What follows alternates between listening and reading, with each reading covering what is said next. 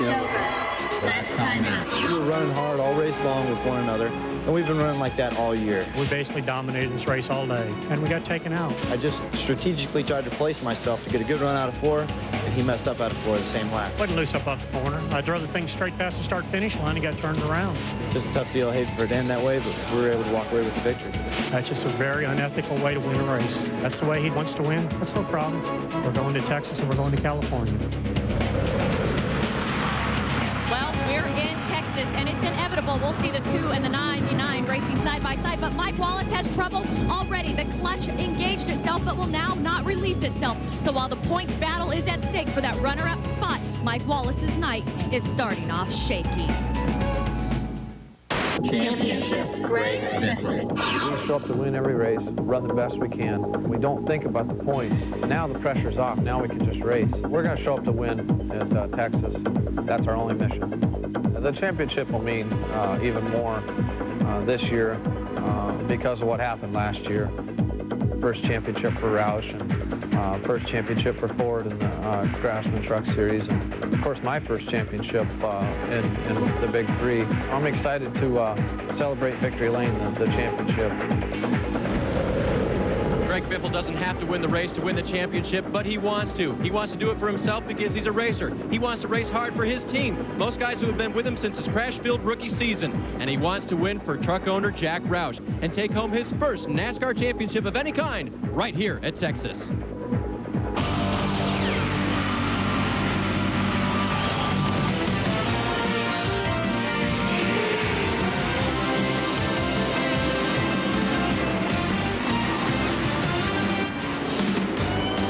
ESPN, the worldwide leader in sports, and NASCAR 2000. Tonight we're live from Texas Motor Speedway, round 23, the next to last round of the NASCAR Craftsman Truck Series. It's the O'Reilly 400, and as we come into tonight's race, the points battle shapes up this way. Mike Wallace is behind by 290. Greg Biffle only needs to have 185 or more coming out of here. He's the champion. To sum it up, look at the bottom of the screen. 27th or better, he clinches the championship. Let's take a look at our Mopar starting grid. The trucks are already out on the last warm-up lap without Mike Wallace, by the way. Brian Reffner and David Starr take the top 2 positions, and both broke the old track record. Biffle will start 3rd. And in this second group of 15, the truck to look at is Joe Ruttman. He'll start 25th. They were not happy with the power from that motor, and they did an unapproved engine change. Take a look at the final 6 spots. Carlos Contreras, the last in on time. Randy Renfro, the last provisional. Let's get an update on the 2 truck. Amy. Well, it seems as though something has just grinded itself apart. Now, something in the clutch area. They had the entire Ultra Bad Boys under there messing with the gear. It seems as though they fixed it enough to maybe push start him. They don't want to go a lap down, but it seems almost inevitable for Mike Wallace. And we've got 9 onboards. Of course, Mike Wallace is one of those. But Joe Ruttman, the first one in the Dana Dodge, he starts 25th, as we said. And here is Tolsma, number 25. He starts 20th in the Superguard Dodge.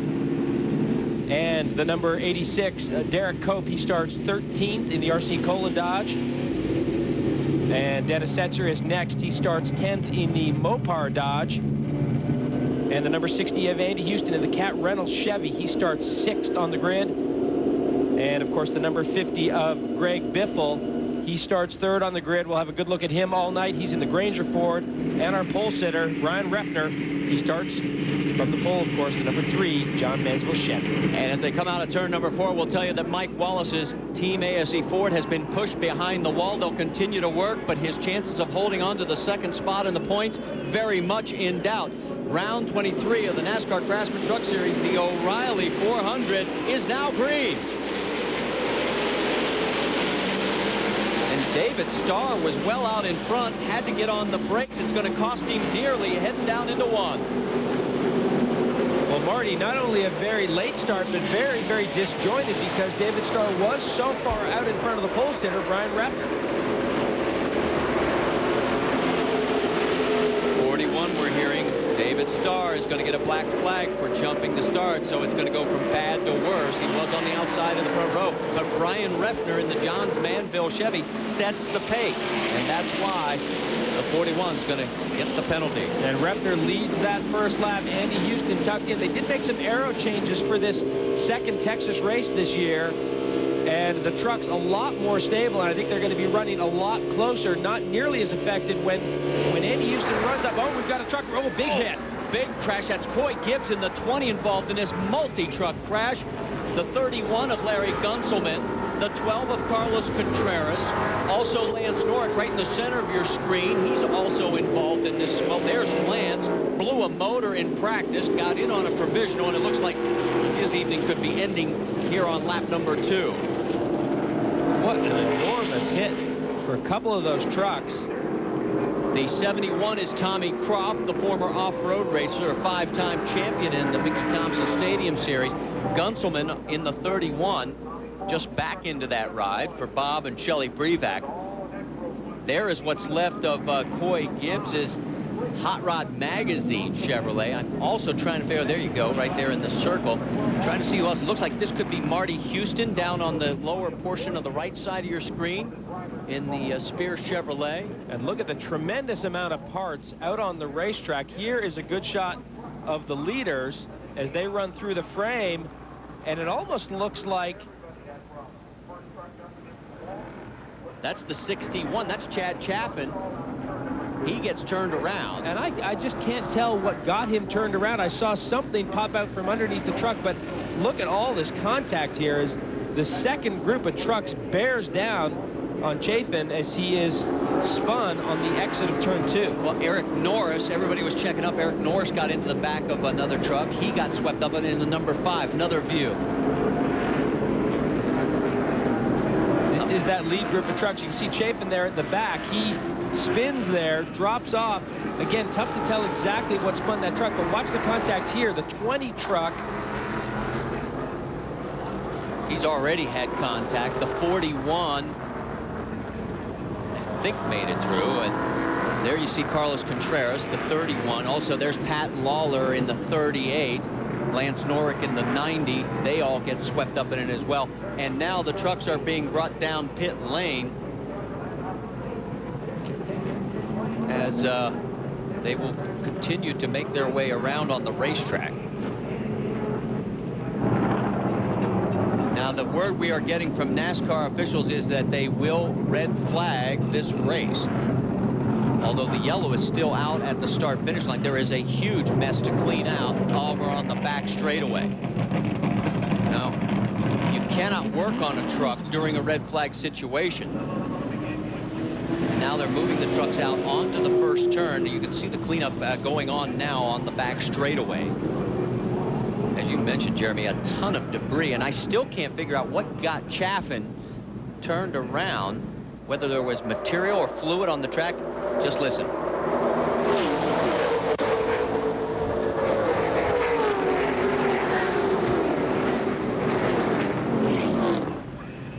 And then from our long view down in turn number 3, there's a B.A. Wilson in the 73 also involved in this. Boy, Coy Gibbs' truck took the hardest 2 licks. He gets swept up in it as well.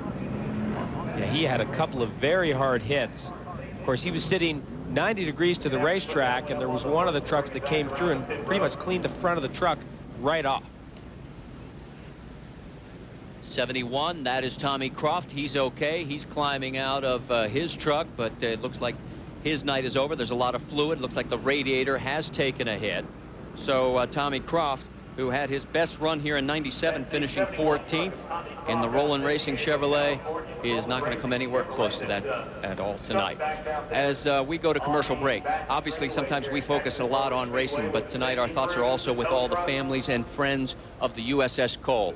2 of those killed were from Texas. The flags here at the track are at half staff, and our thoughts are with you all.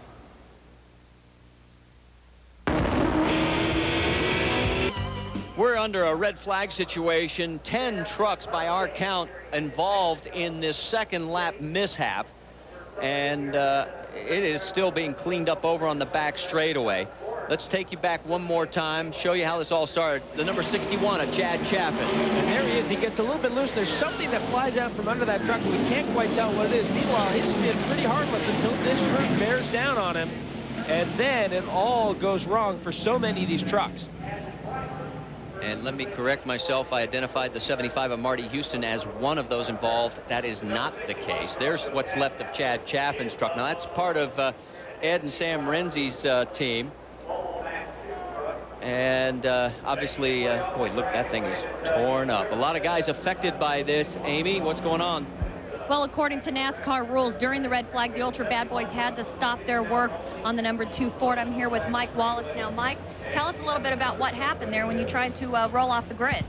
Very unfortunate incident. Nothing like this ever happened to us. It appears that something is hung in the clutch mechanism, or the hydraulic clutch. When you depressed it, it's kept the clutch pedal engaged and will not let it go in gear. You know, I can put it in high gear or second gear and it will not release, so it means the truck won't roll. And here something's broken the bell housing assembly, and I kind of think it's a little bit of a break. There was a red flag. I don't know what happened, so sorry for whoever that was, but gives us a chance to get our parts in pieces. We're going to lose some laps. It's a big blow into points here for us. You know, that was our whole goal, just to make sure we didn't lose that second. But all we can do is wish bad luck on other people now, you know, because we've got it right at the moment, and we'll just make the best of it. It'll be a long night.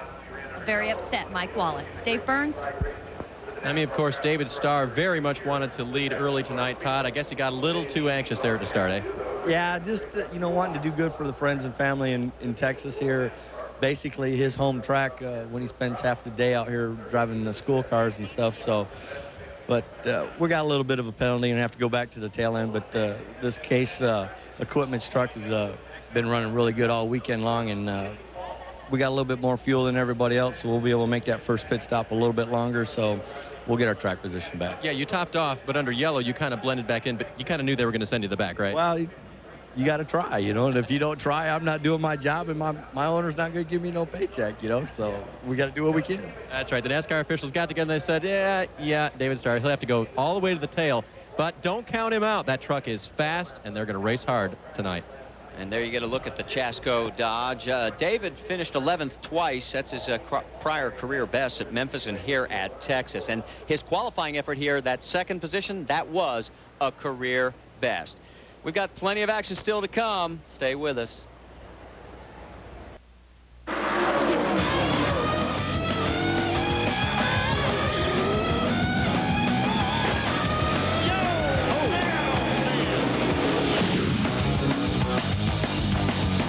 Here at Texas Motor Speedway, you're looking on board. That is Greg Biffle on the verge of clinching his first ever NASCAR Craftsman Truck Series championship. He thought he should have gotten it last year. He saw himself up on the Diamond Vision screen, so he looks over and gives everybody at home a wave. So you can see the pressure's really off on him. He knows what he has to do.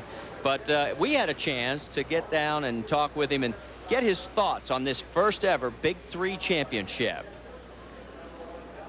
Greg Biffle did almost everything as a rookie in 1998 except win a race. This year, everyone knew he would probably find victory lane. And when he finally did, you might say the floodgates opened. And here comes the record book. Way to go, guys. Greg Biffle. He wins round 22 and his 9th win, and Ford is your manufacturer's champion. Then came the penalty for the unapproved part. All of a sudden, it was a 10-point lead, and now look at the Granger Ford. For the second time in the last 3 years, Jack Sprague has captured the NASCAR Craftsman Truck Series championship. Sprague won the title by just 8 points over Greg Biffle, who was penalized. Last year was fairly devastating, not getting a championship. I'm glad that this year, obviously, we're getting the opportunity to possibly win one. But, you know, it was just one of those things last year where I pictured, you know, winning Rookie of the Year and then coming back the next year and win a championship and then have a chance to defend my title. But kind of put that all behind me now and looking in the future. The beginning of the season started out a little bit slow. I was a little frustrated, but I knew it would turn around. I was concerned there for a little bit about 6 races in or 8 races in whether it was going to turn around because we were running really well, but so was everybody else. And it's hard to gain on somebody when you're all finishing in the top 5 and you're over 100 points behind. Victory number 1 of the season, career win number 10. Great job, buddy. Yeah. It was exciting to get that first win at Pikes. Kind of turned the season around and got us rolling in the right direction. We race hard every race because we want to win every race. And I think every race team shows up to try and win every week. And I points raced one time last year, and at Louisville, Kentucky, and it probably cost me the championship. I was careful, tried not to, get into anybody, and just tried to keep my space, and it was just chaos all the time, and I wasn't trading, painting in there, beating bang with everybody else, and that probably cost me. So when we don't think about the points, we just let the race unfold how it unfolds. We think if we change our focus to something different, then we'll lose focus of what's happening, and then we get sidetracked. We're going to go to Texas to repeat the earlier race this season. Now the pressure's off. Now we can just race and have fun. So I'm going to show up to win, and that's our only mission. It's going to be pretty overwhelming. There's a lot of things. The first championship for Roush, and first championship for Ford in the Craftsman Truck Series, and of course my first championship in the Big Three. So there's a lot to. It's going to be exciting. It's the emotional finish probably at Texas.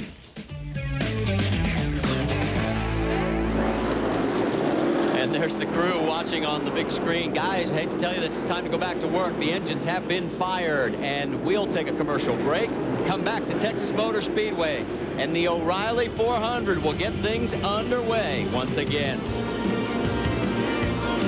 Back here at Texas Motor Speedway, we are about 3/4 of a lap from going back to green flag racing after having a red flag period. This is what started all. Chad Chaffin in the number 61 Ed Renzione machine gets it turned around in turn 2, and then watch the chain reaction. A total of 12 trucks involved, 9 right now behind the wall. And what you've got there is guys checking up and trying to avoid that accident. And of course, there's guys bearing down on them from behind, and they just piled in. And boy, what a mess on the back straightaway. Let's go to Amy. She's got Chad Chaffin. Chad, it looks as though you just lost it there. Did something break, or did it just get out from underneath you?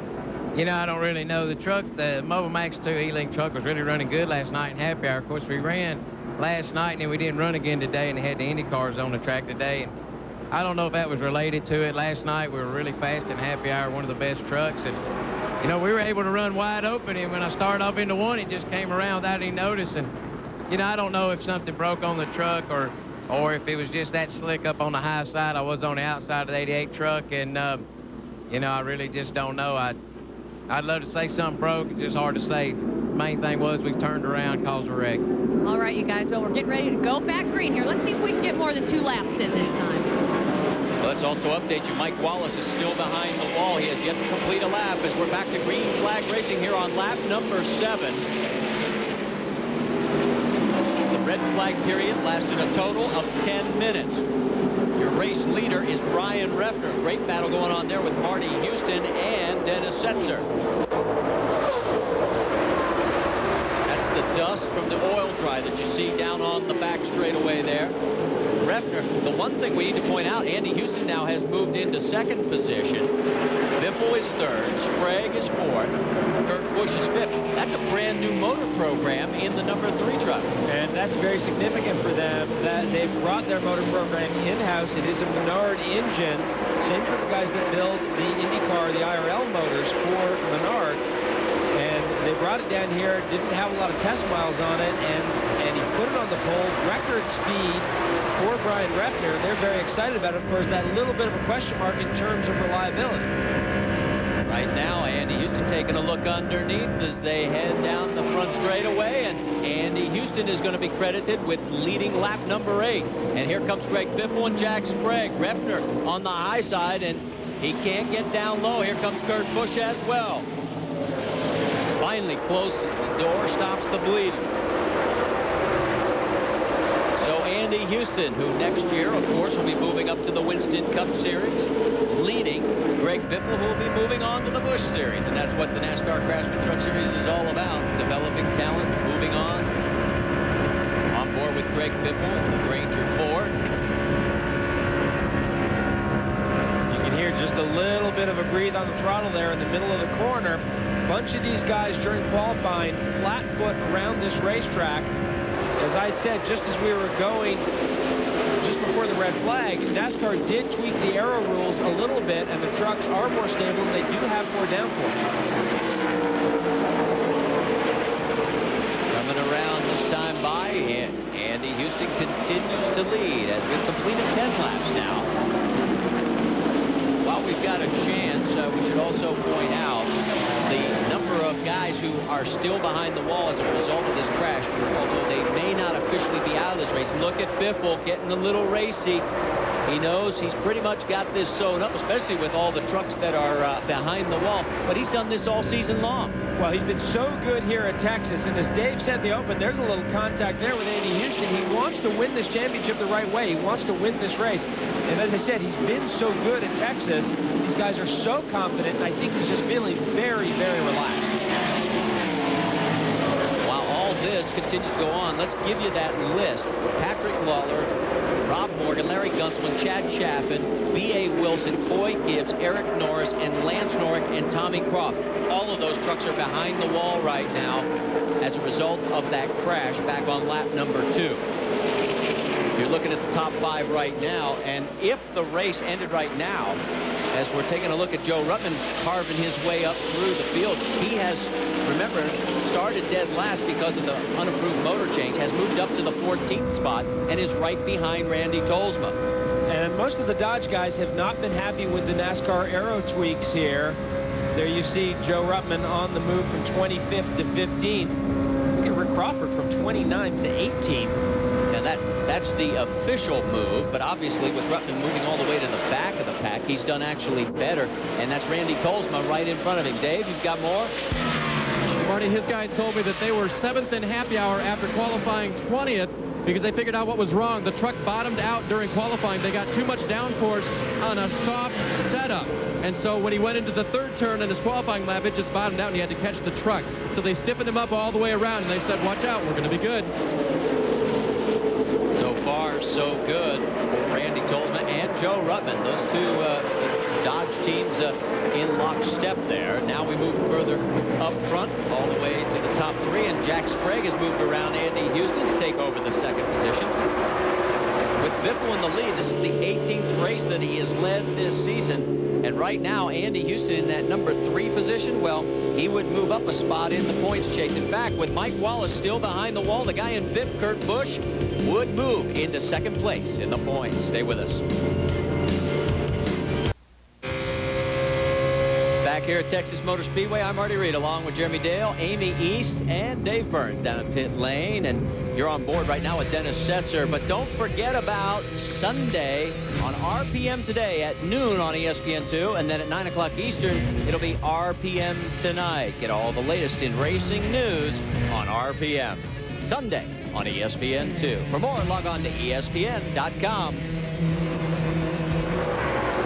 To the battle up front, and you'll notice there's been a change for the lead. We can tell you, Jack Sprague, while we were in commercial break, it looked like Greg Biffle said, I think I need to let my tires breathe a little bit, and he allowed the GMAC Chevrolet to go by, and now Sprague moves into the lead, and he has now led 4 of the 20 laps that we've run so far, and it's our 4th lead change.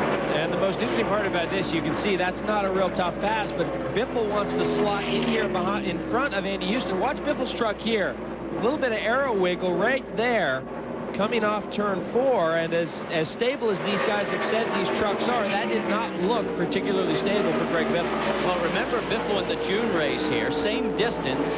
He led 120 laps, just dominated the thing, and so we sort of expected him to be good here. And of course, with the pressure off as far as the championship chase, really, we knew they were going to come loaded for bear. Let's go to the battle for 12th right now. That is Steve Grissom, Randy Tolsma, and Joe Ruttman. 3 in the Dodge camp running nose to tail.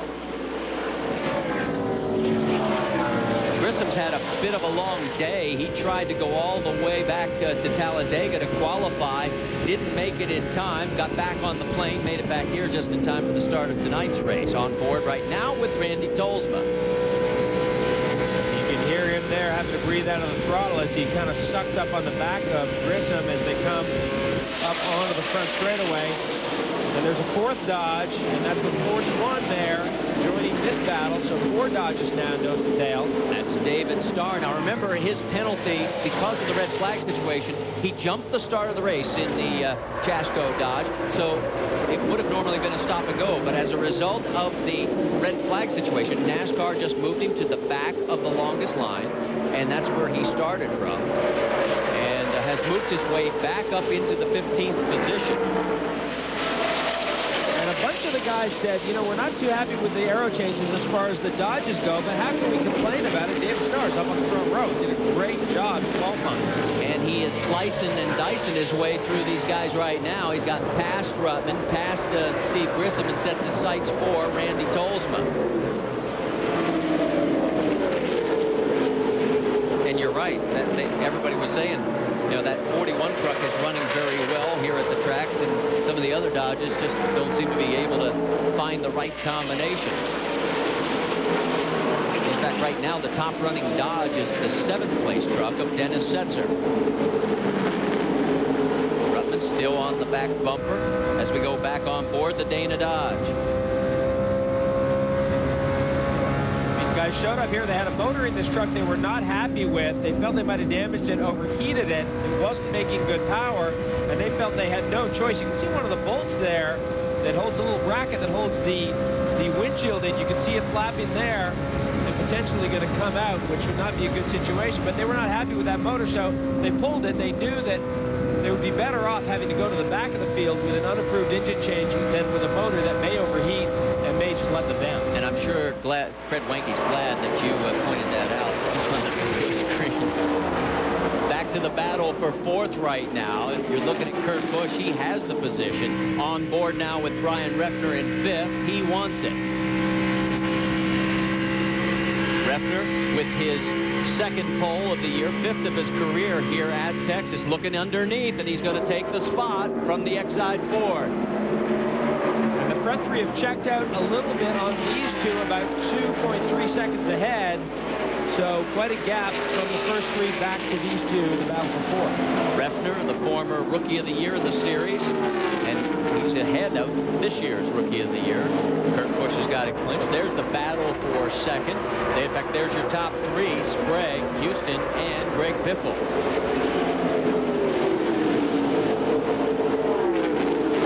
For Jack Sprague, he will be coming back to the NASCAR Craftsman Truck Series next year, although it will not be in those familiar colors. The word we get will be a new number, 0 for Net Zero, the sponsorship on that truck. Stay with us.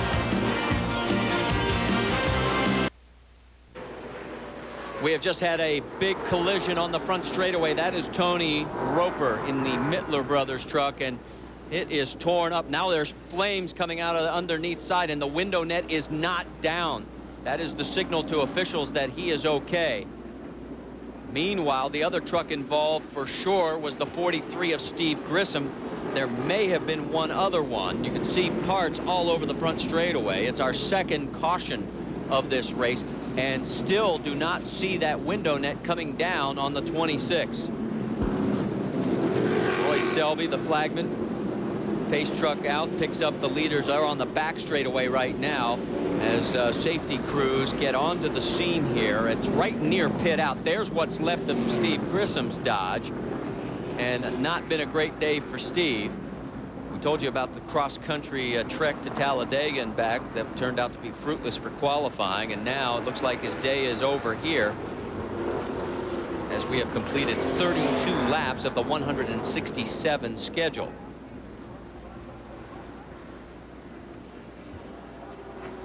Grissom climbs out. He's obviously okay, surveys the damage, and says, ouch. Jeremy, I'm still looking around to see if there was a 3rd truck involved. Here we go.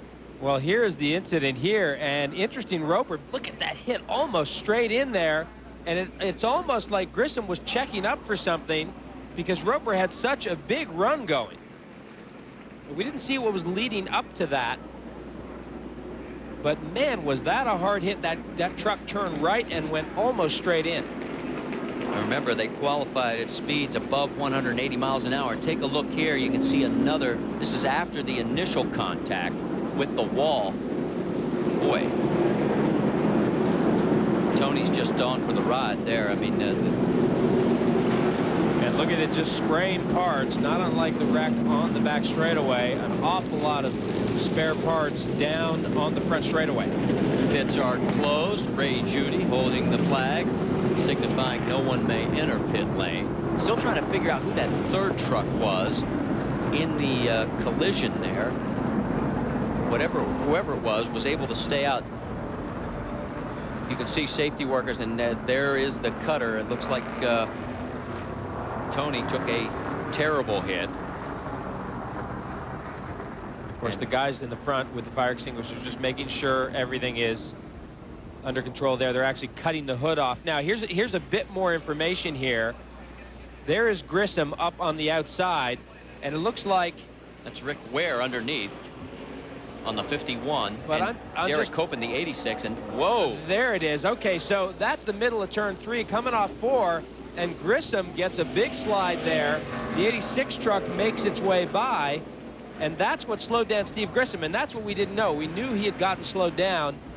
And then here comes Roper trying to squeeze through the hole, and Grissom doesn't see him coming. And boom. Yeah, we knew something got Steve Grissom slowed down. And is that Mark Petty? Is that who that was? Yeah, I think Mark took evasive action, was not really involved in it. And, you know, Benny described it at Dover when Tom Carey hit the wall there. When you hit it head on like that, it just takes all the air out of your lungs. Right now, safety workers are continuing to work on the truck with Tony Roper. We'll get you an update as soon as we come back.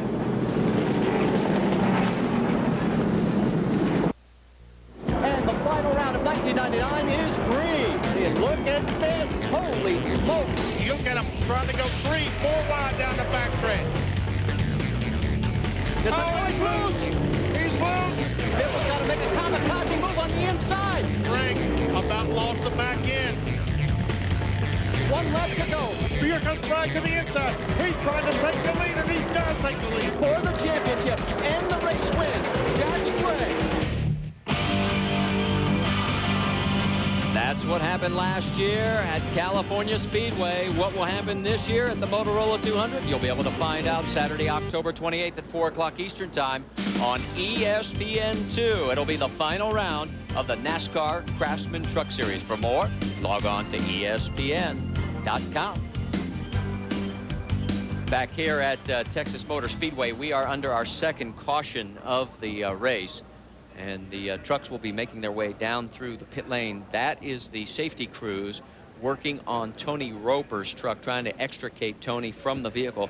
He took a very hard hit into the front straightaway wall after contact with the 43 of Steve Grissom. Now, Tony, in his 60th start here in the Truck Series, his best finish was second at Indianapolis Raceway Park back in 1998, and this was his 4th start here in the 2000 campaign, and we are all keeping our fingers crossed and hoping for the best for Tony Roper. Now, Mike Wallace has made it back out onto the racetrack. He has completed one official lap. He made it right out onto the racetrack before the last caution. He is shown in 36th position and is currently 34 laps behind. If the race ended right now, remember, Wallace started with a 37-point lead over Kurt Busch. For second, we'll take a look. Wallace would drop all the way to 4th. Busch would move into second. Andy Houston close behind, 15 points. And we would go to the final race with Jack Roush and the Killer Bees with a potential 1-2 championship finish. And that has been their goal all season long. So Mike Wallace has got a lot of work cut out for him. They are still working on Tony Roper's truck. We're going to take another commercial break. Stay with us here at the O'Reilly 400.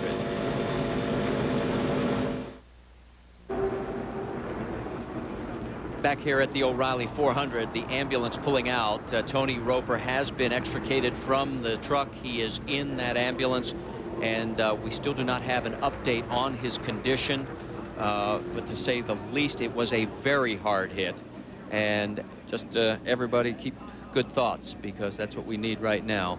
And as soon as we get news or information on Tony's condition, we will certainly pass it along. our second caution flag. You see the trucks coming down through pit lane. Yeah, they are not open for pit stops. They're bringing them through here to help in the cleanup. There was a tremendous amount of fluid down the front straightaway there. You can see all the oil dry there on the left side of the screen, and so they need to clean that up, and they will probably blow it off with the jet dryer when they get a chance. That's why they're running these guys down through pit lane. You see just they are loading the truck onto the flatbed. They did cut the roof off that truck to get Tony out. So again, it has been a very crash-marred event here. The record for cautions is 9. And that was back in June of 1998. We average about 5. This is our second, but it has been some of the worst contact that we have seen. And boy, that truck is just torn. Well, look at where the front wheel is. It's pushed back right back to the door. So just a tremendous hit, as we knew. And at the medical center right now, there is the ambulance. Tony Roper inside, and the veteran of 60 NASCAR Craftsman Truck Series races. Amy, you have caught up with Steve Grissom. Steve, it looked almost like you had no place to go. What happened? Well, it was in 3 and 4 there and got tapped in the left rear and got loose, and just trying to get the truck gathered up. And from there, I don't know. You know, it's an unfortunate deal. I hate a lot of trucks got tore up. I hate it for these guys, but you know, hopefully we get the thing back out there and finish tonight. All right, well, good luck to you in the Cup race. So there is the ambulance, and there is the number 50, Greg Biffle, on the verge of clinching his first NASCAR Craftsman Truck Series.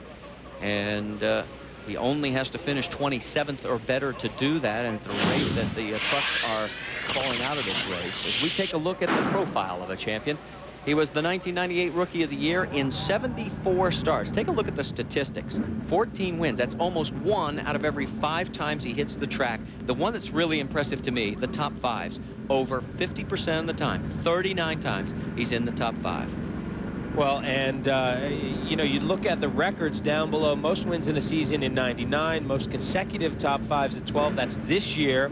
Most money won in a season in terms of race winning so far. That is the 2000 season, so that number is not done. And, of course, he is the youngest, or he will be the youngest, NASCAR Craftsman Truck Series champion at the age of 30. And from here, he will move on to the Busch Series next year. And the man right in front of him, Andy Houston, of course, will be driving in the Winston Cup Series for Cal Wells' PPI team. We're still under our caution here. The second one of the race. Ray Judy may be opening the pits this time by. So if he changes that flag to green, that means pit stops will be able to occur. There is the 26 being loaded on the flatbed and being moved off of the racetrack. And there is Jack Sprague, currently the race leader behind the pace truck. For Sprague, the Chevrolet camp, you know, in 2000, Chevy has only 5 victories this year. They came in averaging 15. It's been a tough year for Chevrolet. Maybe Jack Sprague, who's had 5 DNFs this year, he may be able to get it turned around. Pits are open. You saw Ray Judy waving the flag. So we are going to get stops now, and we'll find out exactly who is going to be doing what, because we really haven't had that many laps of green flag racing. Remember, you can change 2 tires under caution in the NASCAR Craftsman Truck Series. Dave Burns, all yours. And leader Jack Sprague comes into pit lane. They're going to try to erase all the bad things they had happen to him last time here at Texas. They're going to go to the right side. They're also going to make a slight track bar adjustment. Howard Shipwash has stuck the wrench in. He gives it a little turn now. Jack Sprague is just a little bit tight, and the leader is now down and out of here, crossing in front of, and it looks like he's going to beat Greg Biffle and everyone off the pit lane. And Sprague, you mentioned that finish back in the June race. He finished 28th, and he was involved in a crash in that one as well. In fact, that was one of the 5 DNFs so far this year. He's had a total of 11 in his career, so you can see how tough a year it has been for Jack Sprague in the year 2000. Back with more from Texas right after this.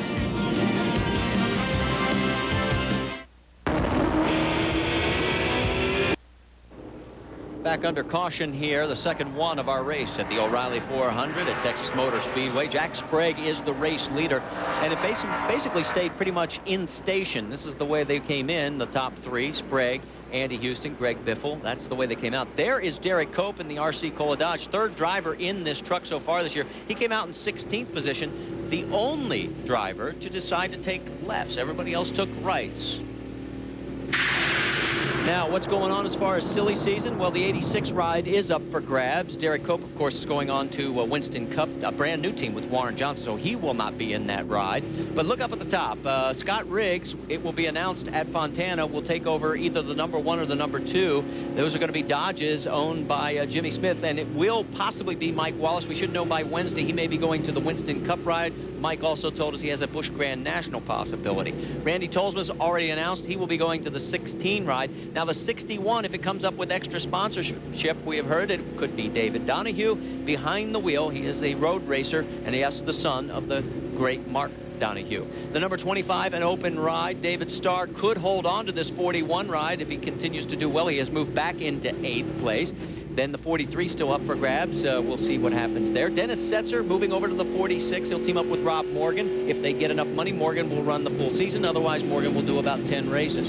Chuck Hosfeld and Nathan Hasley are the 2 Busch drivers for next year. We'll give you more on that. Mike Bliss could be in that number 60 truck, although the contract has not been signed yet. So that gives you a little bit of update action on silly season in the NASCAR Craftsman Truck Series. And we are going back to green flag racing here at the O'Reilly 400 on lap 44. Jack Sprague got a good start.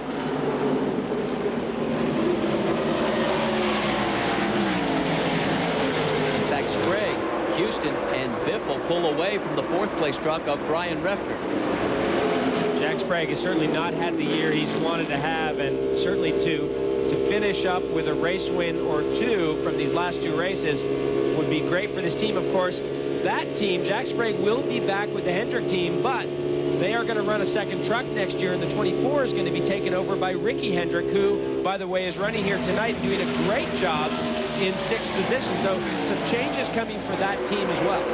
Well, Sprague is currently 5th in the points championship. To give you an idea, he has 167 points out of 4th. I mean, that's how far back he is. And the only other time he finished this low in the championship was back in 1995, and that was a 5th place run.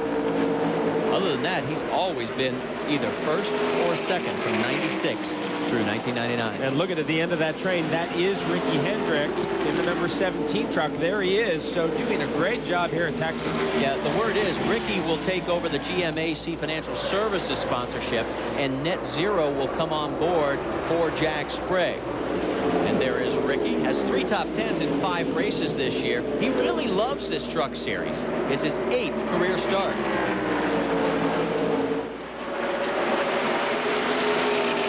Article, Father Rick says he's a nervous wreck every time Ricky runs. There you go on board with Greg Biffle. He's going to take 2nd away from Andy Houston. And look who has tightened it up. Both Brian Refner in the number 3 Johns Manville Chevy as we go on board with Brian, and Kurt Busch right behind him. So we've got 5 trucks in this freight train. A little puff of flame there out of the exhaust pipe of Andy Houston as he breathes out of the throttle up into 3. And of course, after these guys have made a pit stop, they have adjusted the truck. So not surprising to see Refner and Busch joining in. Hendrick now dropping off from this front 5 just a little bit. And Terry Cook in the number 88 is slowed. And all of a sudden, Jack Sprague, I looked up, he got loose coming out of turn 2, and he had to get out of the throttle, and everybody goes blowing by. So Andy Houston is your new race leader, and Refner gets underneath Biffle, and here comes Kurt Busch as well. So Biffle gets shuffled out of the play.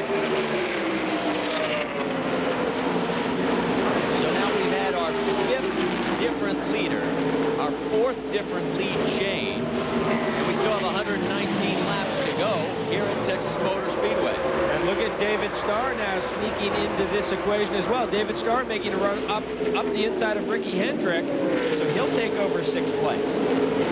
Now let's go back and take a look at the pass for the lead. And there is Sprague. He gets, and that again, it could be a little bit of an arrow thing. It could be just a little bit of a wiggle coming off the corner, but look at these guys. They drive by him like he's standing still. And Biffle had to check up just for a moment also. That's what allowed Houston and Refner to come by as well. Now, the reason the Chevys are doing better, and every team will tell NASCAR changed the aero package coming into this event. They allowed them to move that rear spoiler 1 inch further back on the rear deck, and also a few other changes. But that's really been the biggest change, and it has really helped those trucks. Well, you can see that rear spoiler is an 8-inch spoiler at 65 degrees. Everyone is running that same configuration, but the Chevy trucks, it's 1 further inch back. It's extended out an inch towards the rear of the truck, and that'll put that spoiler in cleaner air, which makes the truck more stable. Dave Burns, you've got more? Well, and a lot of this doesn't occur to you until you look at a Ford and a Chevy running together. The Ford rear deck beyond the rear tire line, so to speak, is so much longer than the Chevys. The Chevys are real stubby. So basically, the Chevy spoiler is now hanging off the back end of the Chevy truck, while the Fords have it sort of pushed up on the tail end. So it's more equalized now, but you really get a good look at it when you look at them side by side. Boy, I'll tell you what, David Starr is on the move. He has gotten around Greg Biffle. He is into the top 5. Andy Houston continues to lead. In fact, it's 2 Chevrolets up front, followed by the Ford of Kurt Busch. Stay with us. We come back to the O'Reilly 400.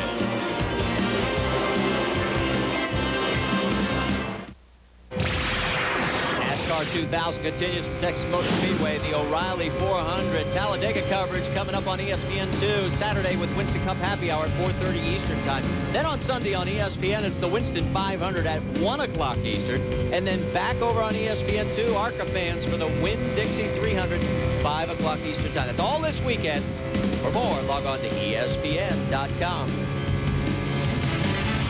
Back here at Texas Motor Speedway, Marty Reed along with Jeremy Dale, Dave Burns, and Amy East down at pit lane. You're on board with Dennis Setzer. He's currently running in 11th position, Jeremy. Well, he just went by Joe Ruttman, and I think Joe Ruttman, we had a little bit of a graphic up over, and I think Joe Ruttman might have got the wall. It was very close there coming off 4. That's when Setzer got around him. So Joe Ruttman now falling back to 11th, Setzer up to 10th.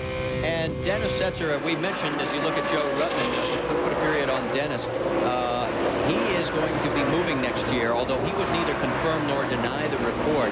But he is very loyal to Bob and Kay Keselowski, but they have lost their funding, a move that a lot of fans in the Dodge camp are not really happy with. But as we see the 41 of David Starr moving around Jack Sprague for 4th. So the top Dodge right now is in the hands of David Starr from right here in Fort Worth, Texas. Jack Sprague has sort of slid back after leading 31 laps of the first 59 that we have run. So Sprague maybe running out of some tire here as we move into lap number 108 to go. And there's Greg Biffle. He is trying to get back into this. Of course, at this stage of the race, Greg Biffle has a lock on the championship if he just stays right where he is, but he's made no secret about it, Jeremy. He wants to win this one. Well, no question about it. But certainly, of course, all these guys up front here did change right side tires on that stop, as you had said before. Derek Cope in the 86, the only driver to change left side tires during that one and only pit stop. So most of these guys on pretty even footing now. There is our leader, Andy Houston. Right now he leads by about a half a second over Brian Refner as we go on board. And Andy looking for his 3rd victory of the season. He won at Homestead and also at Portland. Last lap 31:45. That's better. Keep digging. While Andy continues to motor around, we will let you know that the Life Flight helicopter has taken off. In fact, there you can see inside is Tony Roper. He is being evacuated to the hospital, so we will get another update for you as soon as possible. A hard contact on the front straightaway wall. Keep our fingers and prayers for Tony. Moving back a little bit further now, that is Brian Refner. Now Refner, 112 starts now in the NASCAR Craftsman Truck Series. He's still looking for victory number 1. He's in 2nd place. And one of the few teams in the top 10 that is carrying over to the 2001 season without any significant changes. The other one is the Dana Dodge team with Joe Ruttman, but Brian Refner very, very excited about 2001. John Menard's son, Paul, who's been running the REMAX Series, may do 2 to 3 truck races next year in a second Johns Manville Chevrolet, but you're right, this is one team that's pretty much staying intact for 2001. Moving back to Kurt Busch, boy, forget that. He isn't going to be around. He's already run 3 Winston Cup races. And Busch coming off, of course, that nice run at Charlotte where he came home in 13th position. This guy is such a natural race car driver. He just loves to drive. He loves to win. He does not take no for an answer. Certainly, we've seen him get involved with Mike Wallace. They seem to be like magnets this year. They always seem to find each other. They haven't done it tonight yet, but I wouldn't be surprised if they do before the night is out. Well, and Kurt, you either love him or you hate him if you're the fans. I mean, he has made no bones about it. He comes to race, and he plays rough. And here we go. Battle for the race lead. You've got underneath in the number 3. That is Brian Reffner, our pole sitter. And here comes Busch trying to draft right through. Not going to be able to make it happen because of lap traffic. There is John Menard, and he sees his truck go back out into the race lead. 31.70, leader 31 flat. Can't tell whose radio we're tapped into there. Andy Houston is who we're being told now, so they're giving him lap times. They're running a 31.7 right now in Andy's truck. The race leader ran a 31.4, and we're on board with Brian Reffner. And there is your top 4 running nose to tail pretty much.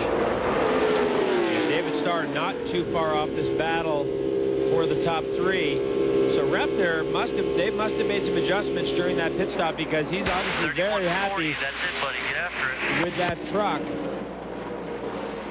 Well, Reffner's best finish so far this year was a 5th at Texas and Kentucky. And now Kurt Busch, you talk about a guy being real busy. Take a look at those 3 starts in the Winston Cup since moving up in the John Deere car. 18th, 37th at Martinsville. Once you forget that one. But look at the NASCAR Craftsman Truck Series. All the rookie records, 3 wins, 14 top 10s, and 11 of those in the top 5. And he's just getting started. Dave, you've got more on the 99? Well, a lot of people think Kurt Busch may have been distracted these last few weeks knowing that he's going Winston Cup racing, but of course he's done well in the Winston Cup car, and he won at Dover here in the truck. But the guys tell me that the guy who's really stepped up for him is Jesse Walker, his gas man this year, and a guy that's raced with him for his 7-year career. He's really hoping that Jesse will get to go cup racing with him and keep that intact. But Jesse himself has really stepped up, according to crew chief Matt Chambers, taking care of a lot of the day-to-day duties as Chambers starts to think about Winston Cup racing. And that's the thing, is that the changes in the Roush team are going to be so extreme for 2001. New crew chiefs, new drivers, and I think a real advantage for Kurt Busch is that he had Greg Biffle to help him. Greg Biffle had done so much in 1999. You can see David Starr now up in the 3rd position. Greg Biffle has really helped Kurt Busch in so many ways, and it's going to be a very interesting Roush team in 2001. Well, take a look at David Starr. The highest finish he's ever had was 11th prior to this. He's up to 3rd. It could be a great night for him. Stay with us. Oh, no. Round 23 of the NASCAR Craftsman Truck Series. You're on board at Texas Motor Speedway with Brian Reffner. He is the race leader looking for his first career victory. The former Rookie of the Year in the Johns Manville Chevrolet has about, well, it's a very small lead. It's only about 5 truck lengths, 4 truck lengths over Andy Houston. 3rd place is David Starr. 4th is Kurt Busch. There is Greg Biffle on the verge of clinching his first ever NASCAR Craftsman Truck Series championship. Jack Sprague right behind him, last year's champion, surrendering the crown grudgingly.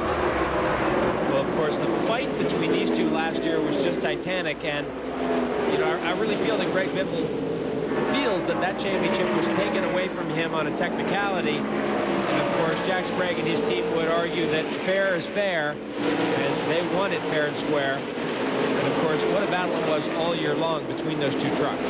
Now we're zooming in on the 17 of Ricky Hendrick, currently shown in the 7th position.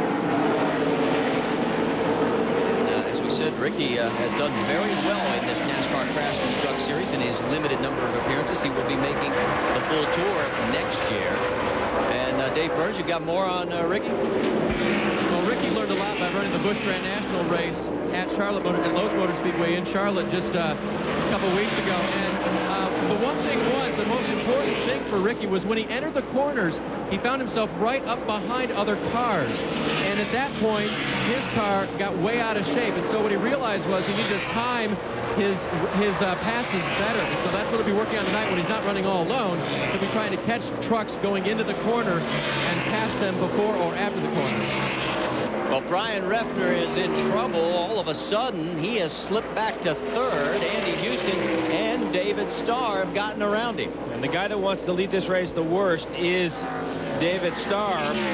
Make up for that small mistake at the beginning. Remember, he got black flagged for jumping the start. Went to the back of the lead lap. And has worked his way back up to second. That's Brian Reffner's radio we were listening to there. So David Starr is really the one that's going to want to lead this race. Let's get more on Reffner's situation. What's happening, Dave? Marty, I just spoke with Les Baca's crew chief, and he said it's really, really tight. They want to get in here and put on left side tires, but they'll have to adjust because normally if you put on the lefts, it will tighten it up even more. So they'll make some adjustments when he comes in next time, but it's really tight for Reffner. Kurt Busch is closing on him quickly. Meanwhile, David Starr takes a peek for the race lead. At Dover, if you remember, Kurt Busch went from last place to first. Maybe David Starr remembers that page and is trying to duplicate it. Well, the guy that's benefited from this more than anyone else is Greg Biffle, because there was definitely a gap between Busch and Biffle, and look at where Biffle is now. On board with Greg Biffle. Whoa, Biffle's in trouble. Biffle has hit the wall hard. Turn 2, Greg Biffle, the Granger Ford. What happened?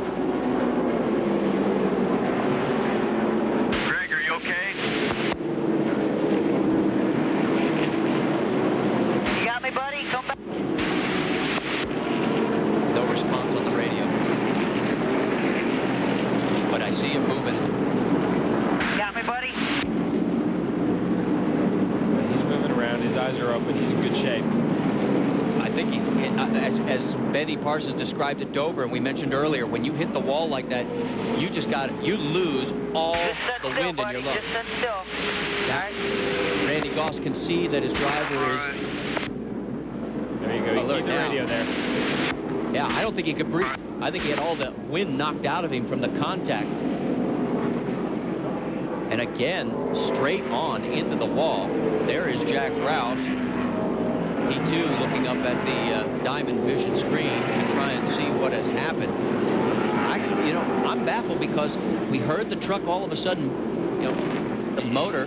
Marty, my feeling was he might have gotten down on the apron because those guys were running very, very low. And there he is climbing out of the truck. Well, this is not the way he wanted to claim the championship. As long as he's okay right now, that seems to be everyone's concern. We've had a lot of hard contacts tonight here at Texas Motor Speedway. All right, let's go back and look outside. No, he's not anywhere down near the apron. It gets a little bit loose there. But I'll tell you what, it dropped down. Yeah, the left front dropped down. You can see sparks coming out from under the left front before anything really happened. All right, let's take another look. Watch the left front. Right there. Something definitely broke on that truck. Hard contact. And Dave Burns, what's going on? David Starr takes on left side tires. Can his crew get him out first? Yes, only because a problem for Brian Reffner. They took on left side tires, but problems with the left front. So David Starr, a great pit stop for that crew, and the 3 truck, big trouble now for Brian Reffner. They're going to put it back up on the jack and pop it full of fuel, but they really had trouble with that left front, and Reffner, who came in battling for second, he was running third, goes out way back in the pack. And you can see the dejection on the team, and boy, what a tough break for the Johns Manville Chevrolet. There is. Better get our nuts back in there, guys.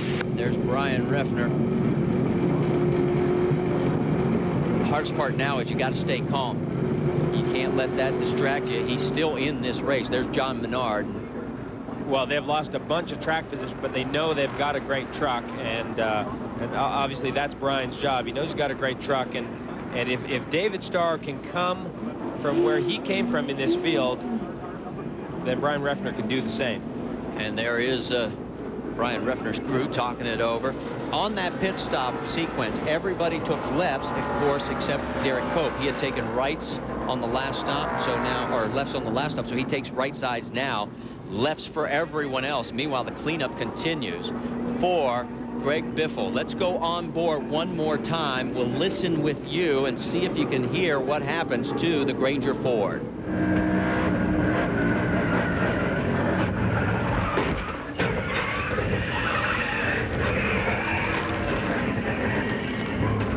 Unbelievable. This would be the second DNF of the year. The last one, the only other one, came at Daytona for Greg Biffle. He had contact with, of all people, his Killer Bee teammate back then, Kurt Busch. So this is our third caution of the evening here at Texas Motor Speedway, and so far we've had 17 laps under caution, plus one red flag period that lasted 10 minutes. And I guarantee you, this is not the way Greg Biffle wanted to clinch his championship. But it looks like he mathematically will still have that happen because of the problems that befell Mike Wallace. Mike Wallace is probably right now really just kicking himself. Take a look at how they came in and how they went out. Andy Houston drops a couple. David Starr picks up the lead, and look at Reffner all the way back to 12th. All right, we'll get it all sorted out for you and go back to green flag racing here at Texas Motor Speedway at the O'Reilly 400. Stay with us. A lot more racing still to come.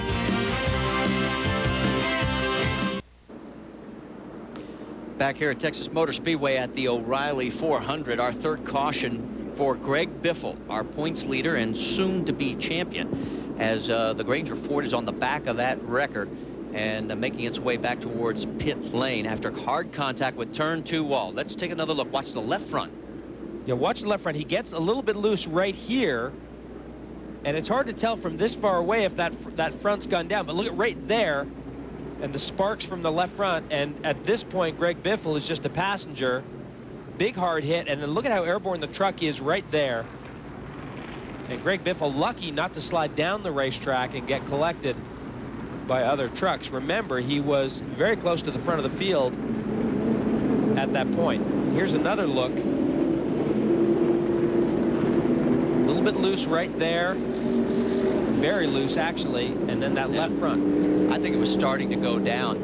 And then all of a sudden, you know, where the sparks happened, it got down to the point where it could make contact with the pavement. And he made contact with the wall. Wow, quick. It's amazing how high that truck went up off the ground.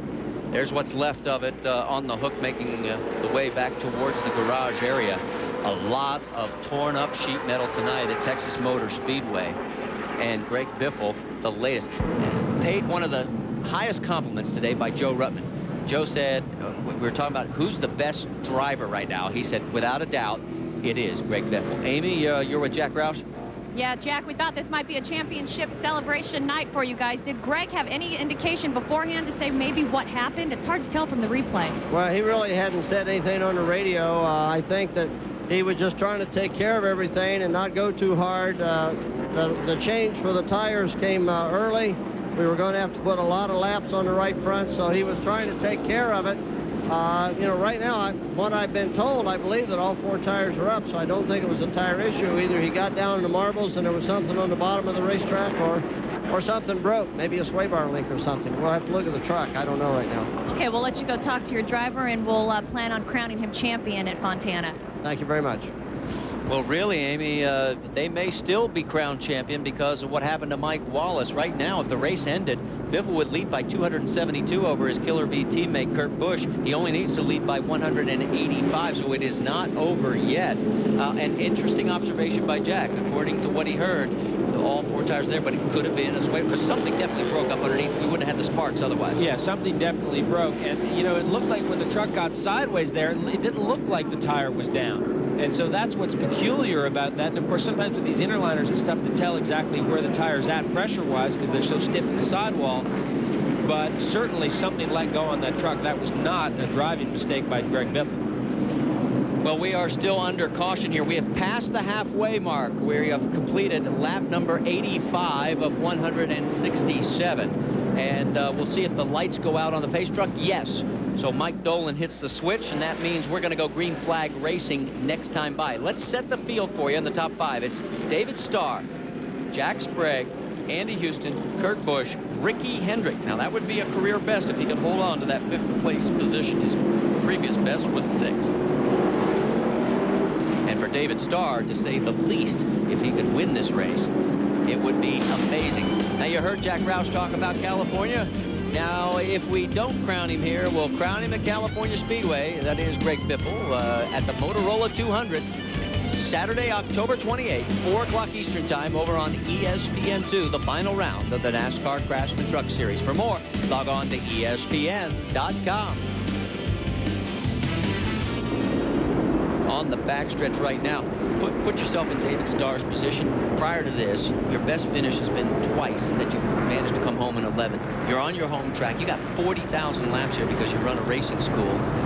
But what's going through your heart and your head? Well, you got Jack Sprague in your mirror, who absolutely wants to win a race or 2 before this season is done, and is determined to do it. So, you know, it's a tough situation for David Starr, but clearly tonight he's got a great truck. So far he's driven a great race, and you know, I think right now he's got the equipment to win it. The question is, can he get the job done? Will he be hesitant to get on the throttle? Remember, he got penalized on the start. Of course, he was not the pole sitter. He was the number 2 qualifier. Now he is the front row, Joe. And we're back to green flag racing here at the O'Reilly 400. And he gave Jack Sprague an opening, and here comes Andy Houston. He was late on the trigger. Starr is in trouble going all the way back to 4th. Sprague and Houston are going to duke it out. Sprague gave Houston a lot of room there with all that oil drive from where Biffle's crash occurred. And Andy Houston has the lead. Sprague 2nd, Kurt Busch 3rd, and then David Starr 4th. With Ricky Hendrick not far behind Starr. And that's Dennis Setzer up to 6 now, so Dennis Setzer running well. I guarantee you, if we ask David at the end of this race, were you worried about jumping the start again? I bet you he's going to say, yeah, I was, and it got him caught out. On board right now with Dennis Setzer in the Mopar Dodge. Currently running in the 6th position. Team owners Bob and Kay Keselowski looking for sponsorship after Dodge announced they would not be back with this team next season. And quite frankly, not a lot of folks in the garage area were real happy with that. They felt that Bob and Kay did not get the fair shake on that after all the dedication and work that the team put in.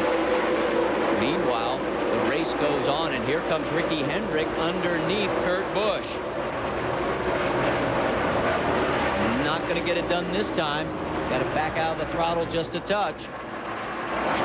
Meanwhile, the battle for the lead's getting hot and heavy. Jack Sprague has got around to Andy Houston, and so has David Starr. Starr's got the best truck out there right now.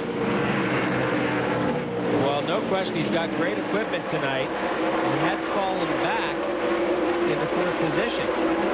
Got back around Kurt Busch and has now gotten around Andy Houston. And Jack Sprague is the last guy in his way of going back into the race lead. If you're just tuning in to the 23rd round of the NASCAR Craftsman Truck Series, I'm Marty Reed along with Jeremy Dale, Amy East, and Dave Burns in pit lane. Jack Sprague is your race leader. He has led a total of 32 laps so far. We've had 9 different lead changes between 5 different drivers. David Starr is running in 2nd, Andy Houston 3rd, Kurt Busch 4th. You're on board with Houston. We have had one red flag situation, a multi-truck crash early, then the 2nd situation involving Tony Roper. He has been flown to Parkland Hospital. We do not have an update on his condition, but he had hard contact on the front straightaway wall after having contact with the 43 of Steve Grissom. So that gets you caught up on the race. Meanwhile, the battle continues with Jack Sprague out front. You know, when Sprague won 3 races earlier this year, it was back at St. Louis, Memphis and Evergreen, and everybody thought, oh man, he's going to be the guy to beat, but then the bottom fell out. Meanwhile, look at Ricky Hendrick. He's got a battle going on. That's Sprague's teammate with the number 1 of Dennis Setzer. Hendrick running in 5th. And a bit of a log jam starting to build up behind him. There's Refner. After, remember, that horrible pit stop when Refner came out in 12th. He is duking it out with Marty Houston for 8th. And if he can hold on to the spot, he'll take it over. Yes, he does. So he moves back into 8th. And look at the truck right in front. We haven't given Jimmy Hensley his due tonight. Hensley has moved the number 16 E-Link Chevy up into the 7th position. And that is the truck that Randy Tolzman will drive in 2001, the number 16. Yeah, and Jimmy says, please remind everybody, I am not retiring. One publication said I was. No way. I'm coming back. Just don't have a ride just yet. Jack Sprague's your leader.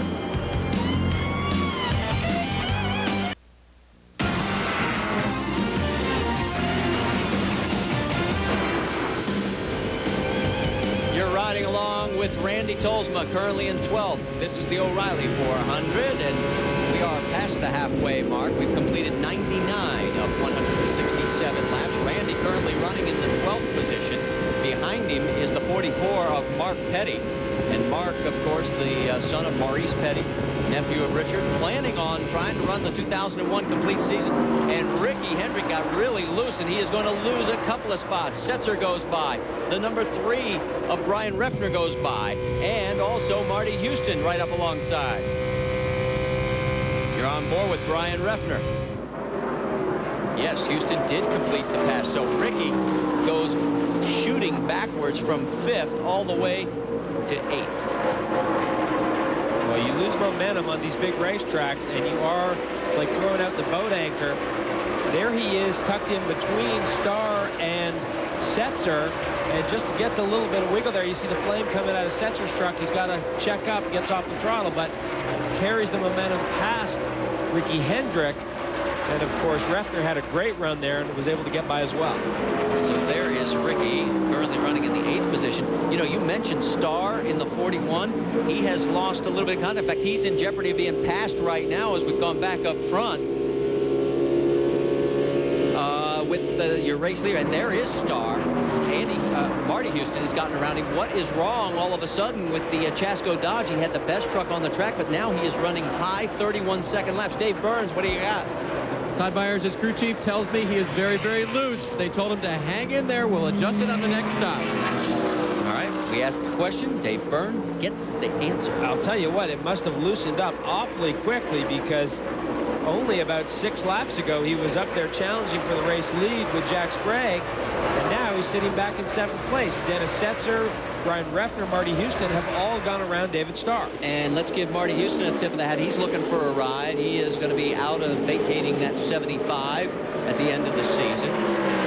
He is going to get a good, strong top 10 run going. Look at this freight train right here. It's Refner, followed by Marty Houston. Then it's Starr and Ricky Hendrick. Setzer's trying to pull away from him, but if these 4 team up, they can reel him back in, courtesy of the old draft.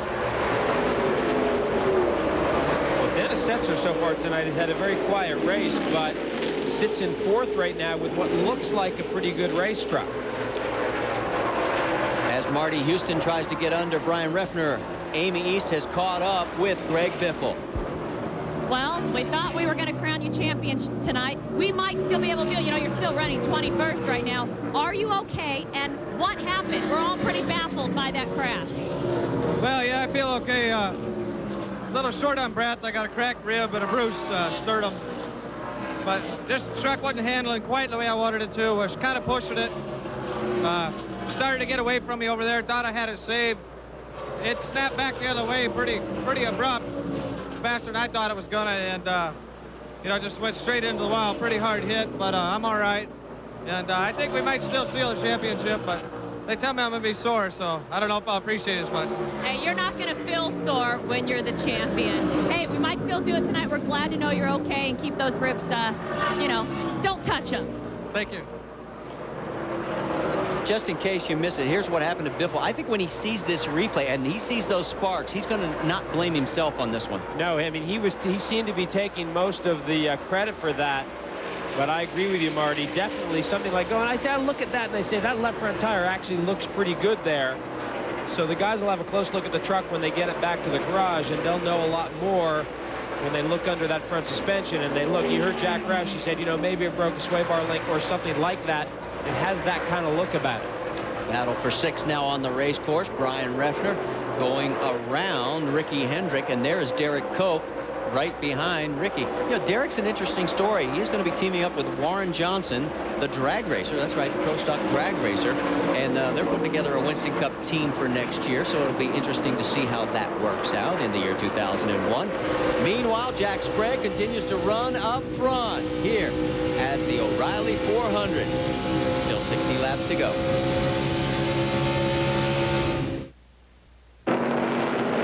The O'Reilly 400 pit stops as we are under our 4th caution. Amy, it's all yours.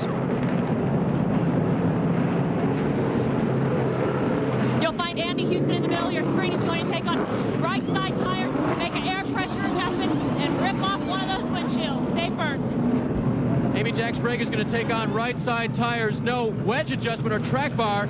They may make an air pressure adjustment. Kurt Busch is going to take on right side tires. He was a little bit tight. They're going to put a little bit of pressure in the right rear, and he wins the race off pit road. And I'm watching to see who else. Ricky Hendrick had a slow stop. So did the 41. Look at Kurt Busch's time, 8.6 seconds. So obviously there is going to be a bit of a shuffle. What a great pit stop by the XI crew to give rookie Kurt Busch a huge advantage out of pit lane. Boy, that was a great stop. We're going to take a commercial break. We'll sort it all out for you, get you caught up to date here at the O'Reilly 400. There is what's happened on Andy Houston's pit stop.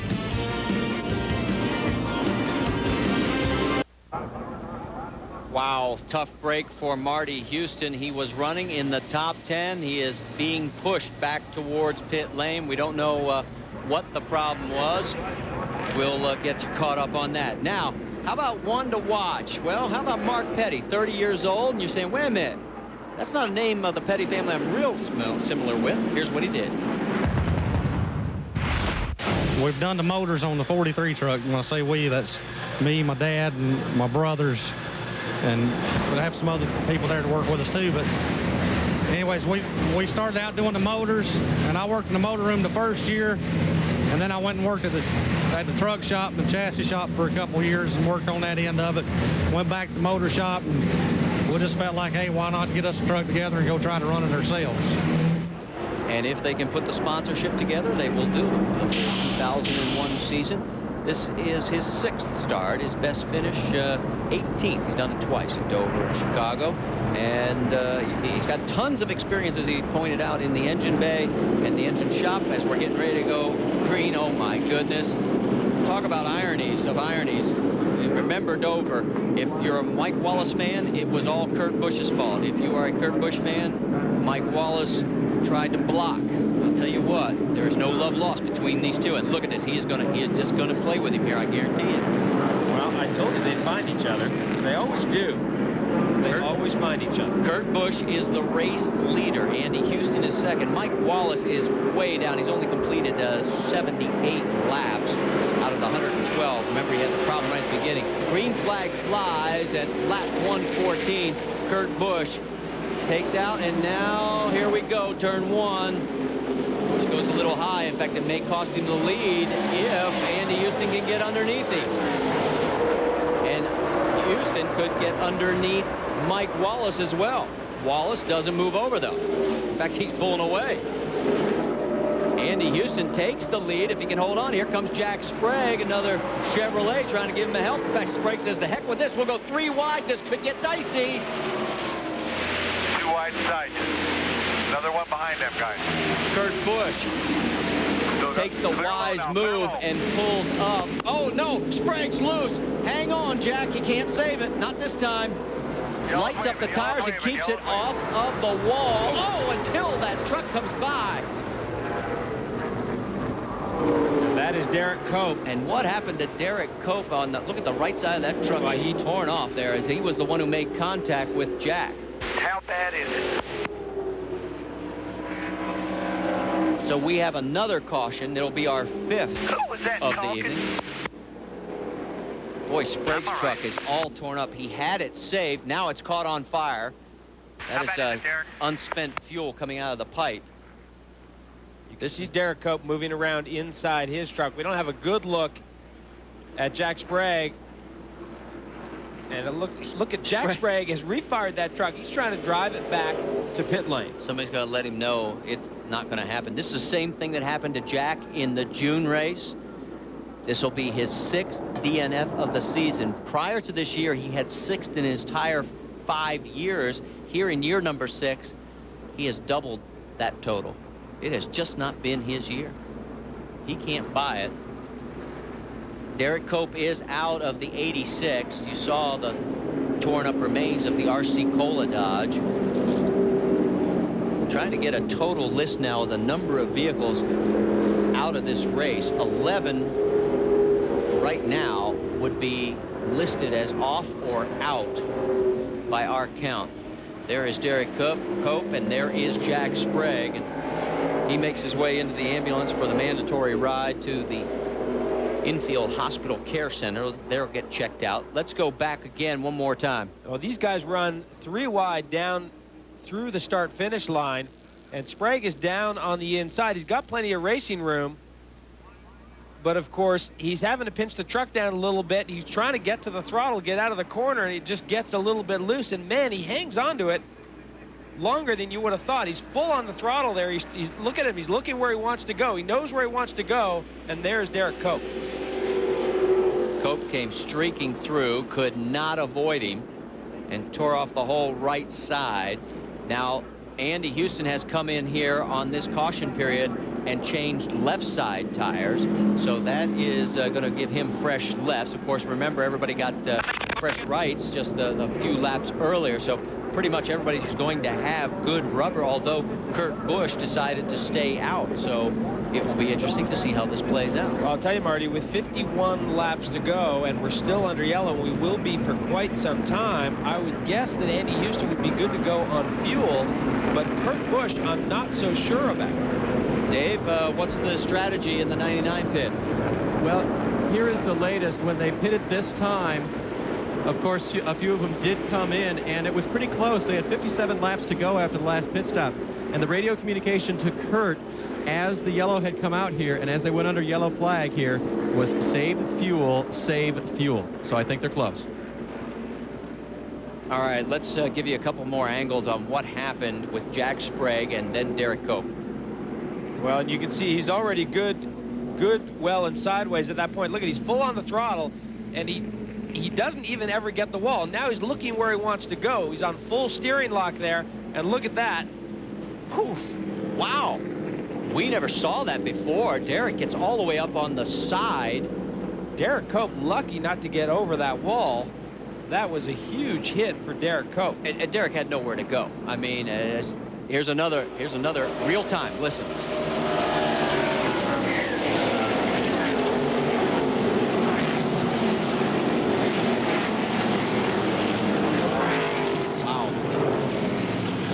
Incredible contact. Derek tried to get underneath him, and from on board with Dennis Setzer.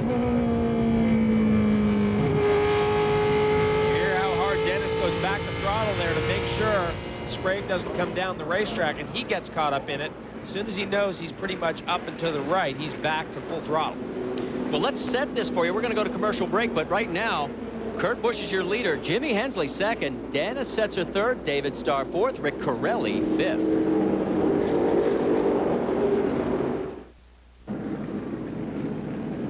Well, we're under a caution again. It's our 6th. It's Friday the 13th. It's a full moon. We have 16 trucks behind the wall, either out of this race or off. It's got to be some kind of explanation like that. I mean, this has been too bizarre. It has been quite an evening, and Amy is with Jack Sprague. Jack, we're going to try to show you a replay there real quick because I asked you what happened and you really don't know. Any indication that you were, I mean, it looks like you almost saved it. and then you got that hard hit from Derek Cope. Yeah, I don't know. I tell you, the guys did a great job. I had a great truck. That's the best truck I've had here in a couple of years. The GMAC Chevrolet is running well. For the only time I did it all night. I have no clue. I was underneath Andy there, and it just took off, and thought I was going to get it back, and then I got hit, but it wasn't his fault. I mean, I was crossed up in the racetrack, so it just continues. And you know what? We only have one race left. So let's just get through this season, and I'm sure you'll be strong and back in championship form next year. Well, let's hope so. Thank you. Jack Sprague has never finished better than 5th here at Texas. And here's one more look at it, and watch what happens.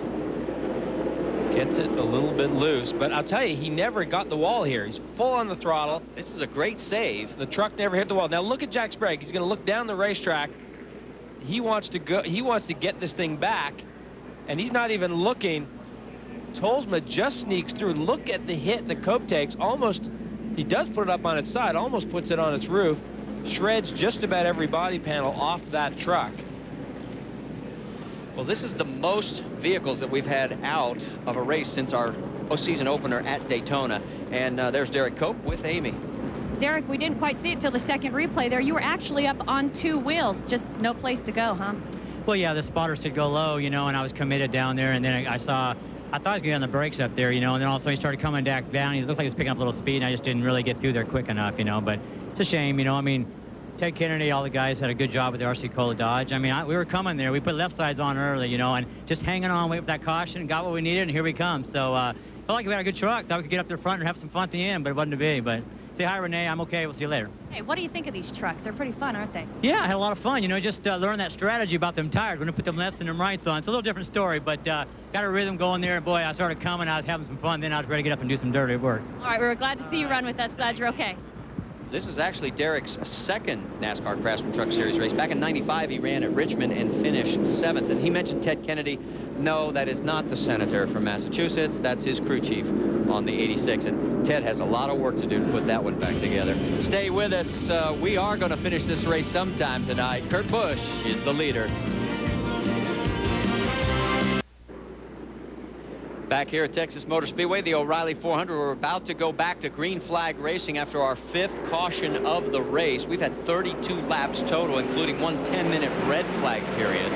Your leader is on the left there, the Exide Ford here on lap 23. That's Kurt Busch, and the old nemesis of the two of them, there he is, Mike Wallace. He picked up a lap. He's only got 33 more to go to get back on the lead lap, but Mike Wallace doesn't give any quarter to Kurt Busch. You don't expect him to. These two after Dover and throughout the season.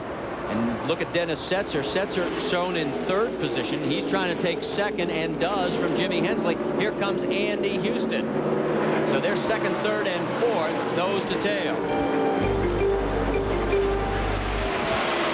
Dennis Setzer continues to have a really strong race, and they will have been working on that truck. 44 laps to go. Some of the truck stopped. Kurt Busch did not stop, and as we reported before we went back to green, he is very close on fuel. Andy Houston did stop. He picked up left. So did Randy Tolsma. So did the number 3 of Brian Reffner. So those are some of the trucks that did make pit stops. Meanwhile, Mike Wallace will not give a quarter of an inch to Kurt Busch. If you were not with us at Dover, big contact near the end. Here comes Andy Houston. He's going to get around Jimmy Hensley, take over the 3rd position. You know, as we're on board with Setzer, as we take a look at our Dodge race recap, Kurt Busch is the leader. He's led 12 of 124 laps. We've had 13 lead changes, but 5 cautions, including 1 red flag period. Our average speed for a super speedway, that is awfully slow. And Mike Wallace did pull over. He's let these guys go, so the first 5 sneak through. There are the lap leaders. You can see all the names there as we continue with our Dodge race recap. David Starr has led 6 laps as well. Here are the guys out of the race, and you're going to need a program for this. Biffle, Gunselman, Grissom, Roper, Renfro, Morgan, Lawler, Chaffin, Gibbs, Eric Norris. It's still to come more, folks. I mean, there's about 16 behind the wall total. And it has been a very difficult race for a lot of teams.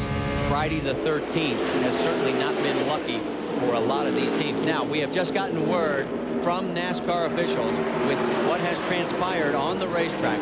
Greg Biffle has officially clinched the NASCAR Craftsman Truck Series Championship. There is Jack Roush, his first ever NASCAR Craftsman Truck Series Championship, his first ever NASCAR championship. And there he could win the race with Kurt Busch. Second place right now is Andy Houston's. He has gotten around Dennis Setzer. So our congratulations to Greg Biffle, the team. This is not the way, of course, they wanted to do it. Biffle wanted to go out and win the race in style. Instead, he ends up in the wall, bitten by the bug that has afflicted a number of trucks here on Friday the 13th with a full moon bright. 39 laps to go here at Texas Motor Speedway. We are obviously going to run a little long on our time as we have quite a few laps to run here. That is the battle for fourth. Jimmy Hensley and Brian Reffner. Reffner was our pole sitter. If you're just tuning in, I'm Marty Reed along with Jeremy Dale, Dave Burns, and Amy East down in pit lane. It has been a crash-filled event. We're looking at the battle for fourth right now between Jimmy Hensley and Brian Reffner, and Amy East has more on the 16 truck. And the tip of the hat to his pit crew. From 17th up to 4th is all big positions that they feel they have gained on pit lane. Now, this is not Jimmy's regular pit crew. This is the Busch crew that usually pits the number 25 Nash Busch team. They have come over to help Jimmy while the Renzi Motorsports team was trying to run 2 trucks here in Texas. Excellent run for the gentleman, Jimmy Hensley. And Jimmy's only had 2 top 10s in the last 14 races, and he definitely wants to do well here. He's trying to get another ride. It's not been the kind of year that he had hoped for. He'll be moving on. His best finish was second back at St. Louis. Now let's move a little bit further back, pick up Rick Corelli and Rick Crawford. The pair of Ricks are running 7th and 8th. Corelli made it known he will be returning to that truck next year. Of course, they came up with a hard-fought victory just a few races ago at Richmond for his 4th career win. And Rick Crawford had good news. Milwaukee Tools will be returning on the 14 truck next year as primary sponsor. So those two guys both have good news coming for 2001. Glimpse right in front of them, and there is Lance Norick in the modified. He was in that first 12-car pileup. There's Randy Tolsma. He is currently running in the 9th position. He'll be taking over the number 16 ride that Jimmy Hensley is currently in. And if they get the sponsorship, David Donahue would be a teammate. That's right, the son of Mark Donahue would become a teammate on the Renzi team. Speaking of the Renzis, there is the number 16 truck, and there is Ricky Hendrick. He is currently running in 6th, trying to reel in the 5th place truck of Jimmy Hensley. And there are a number of these one-truck teams that would love to run 2 trucks. They know the benefits of running multiple trucks on one team in terms of sharing information and really moving forward with the setup of the truck. The Dana Dodge team of Bobby Hamilton would like to do that. Brian Reffner and, of course, the John Menard team, they would like to do that. It's a matter of coming up with a budget to do it properly. You don't want to do it if you can't do it properly, but certainly there are real benefits to doing that, and all these guys realize that. We told you how many trucks were off the track or behind the wall. 16 in all. Remember, we started 36, so that means we still have 20 trucks out there. Only 13 trucks finished Daytona, so that was the most attrition of any race that we have had here in the 2000 campaign. Of course, there was a real wicked crash there involving Jeff Bodine, which led to the Bodine bars being mounted on both the trucks, the Busch cars, on down the line. And of course, if you were not with us, Tony Roper has been taken to Parkland Hospital. He had hard contact with the wall earlier in the event. We do not have an update on his condition as of yet. And I've just been handed an update. Let me read this to you while you continue to watch the battle on the track. Tony Roper, the driver of the number 26 Midler Ford was airlifted to Parkland Hospital. He is listed in critical condition. He was unconscious and unresponsive when he was brought into the Lone Star Health Infield Care Center. He is breathing with the assistance of a ventilator. His father, Dean, was in attendance and is also en route to Parkland Hospital as well. So keep those thoughts and prayers for Tony Roper. It is serious. Back to the battle, and we've had a pass for the lead. It's I hope you'll forgive us, folks. I mean, it's hard to be real excited when we have news like that. But Andy Houston has taken the race lead away from Kurt Busch. And for Andy, 10 of his 11 top 5s have come on the super speedways this year. And he's never finished outside the top 10 here at Texas in 4 races. Let's get an update on Andy from AV East. Well, the team feels like the Ford tires underneath the 60 truck right now are their 4 fastest tires. And what they mean by that is these 4 tires work together so well that the fastest laps that this truck turned in practice came with these tires. So they were barely scuffed when they took them on the right side stop. They're also telling their driver conserve fuel. He says he is. He's not getting any faster. He just felt as though the 99 may be getting slower. They feel that confident in the Caterpillar truck right now. And he has currently moved up into 3rd in the championship points chase. There is your leaderboard with 30 laps to go here at the O'Reilly 400. You're riding on board at Texas Motor Speedway with the 3rd place truck of Brian Reffner, and we have a yellow on the racetrack. And as the yellow comes out, our 6th, a blown engine. We'll get you an update there. Let's tell you about the Indy Racing Northern Lights Series Saturday qualifying on ESPN2 at 3:30, and then Sunday Indy Racing Today on ESPN2 at 3:30, and then at 4 o'clock on ABC Sports. The championship comes down to the final race. Buddy Lazier, Eddie Cheever battle for the Northern Light Cup. That's 4 o'clock Eastern on ABC. It's all this weekend. For more, log on to ESPN.com. There is the blown motor. That is the reason for our 6th caution of the day. Chris Horn brings it out, and he is slowly making his way on the infield portion of the racetrack. Let's go back and show you exactly what happened. I would say it blew up. That was very descriptive. Great, and we pay you a lot of money to do that, don't we? Well, we didn't see what led into that. Here on lap number 143, the Friday the 13th bug strikes Chris Horn. He makes 17 now, the total number of trucks that are either off the racetrack, behind the wall, out of this contest. This one's definitely done for the night. It has been one of those evenings here at Texas Motor Speedway. The 9 is the record for cautions, and here comes our race leader. So he is going to make a stop. Kurt Busch is going to lead him down. We have 25 laps to go, and Dave Burns, it's all yours. They've been talking back and forth on the radio to Kurt Busch. Do I come in? Do I not? They finally decided to come in. They will take on left side tires. Remember, he stayed out last time. No adjustments have been called for Busch at this time. So Ken Pillsbury goes to the front. Jason Muser to the rear, and Jesse Walker fueling the truck. They'll try to get him out of here as quickly as they did earlier tonight. And it's another great stop for Kurt's crew. Unbelievable. And let me correct myself, as Andy Houston in lead. Kurt was running in 2nd at that moment. There is Ricky Hendrick coming out. Dennis Setzer also stopped. Rick Corelli stopped as well. And the hood is up on the 41. No, David Starr. What's going on, Dave? Well, they knew they had a problem. They thought they lost a cylinder. Then they thought maybe a cracked header. Engine builder Joey Arrington is going under the hood as well to try to figure out. He's going in with a flashlight now. He's around to the left front, and Arrington will try to diagnose the problem. He builds the motors for David Starr, and he, as much as anyone, wanted to see him have a complete run here tonight. Starr has an opportunity to be the permanent driver in that car, and he was looking for his first top 10. They were running up front. In fact, he had led this race for a total of 6 laps. There is our current leader, Andy Houston. AV East has more. Well, I just got done telling you that they were really pleased with the 4 tires underneath the truck right now. Come to find out, they don't have anything really better than what they've got on the truck right now. Looking at the tires behind pit wall here, there is a lot of tires that are used up pretty well. So Rick Wren basically didn't have a choice. He decided that he has to stick with what Andy has right now. Hope he can do the best he can, and again, conserve fuel. All right, well, Andy Houston is your race leader. Brian Reffner has moved up to second. Jimmy Hensley is third. Rick Crawford is fourth. And Randy Tolsma has moved into fifth. And guess who's in sixth? This would be a great run if the 44 of Mark Petty can hold on to that spot. Joe Ruttman stayed out as well. He is running in seventh. Kurt Busch, after his stop, is now eighth.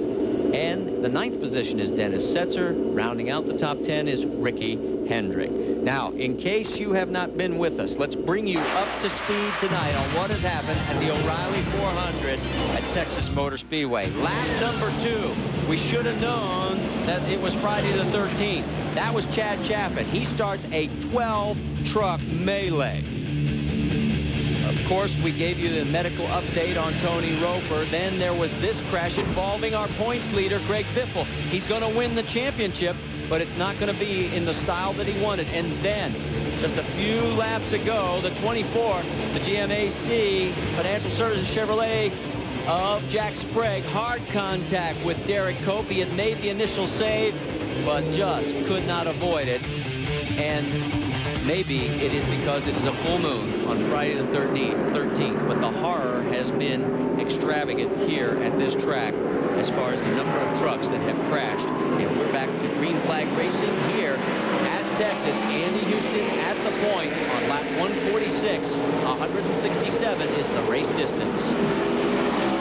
Well, Kurt Busch with those fresh left side tires is probably the man to watch here. The only guy that seemed to be able to run with Andy Houston. Dennis Setzer has been running well, so we'll watch Setzer. We'll watch also Kurt Busch. 22 laps to go. Right now, the top 3 trying to pull away from everybody else. There is Busch. He has pulled up behind Randy Tolsma, so he's already made it up to the 6th position from where he restarted in the 8th spot.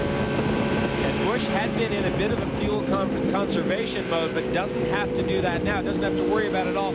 I doubt Andy Houston needs to worry about it that much. This yellow will have helped him out a little bit. So Setzer and Busch put of course, Randy Tolsma there in the middle. They drive right around him, so Tolsma loses 2 positions.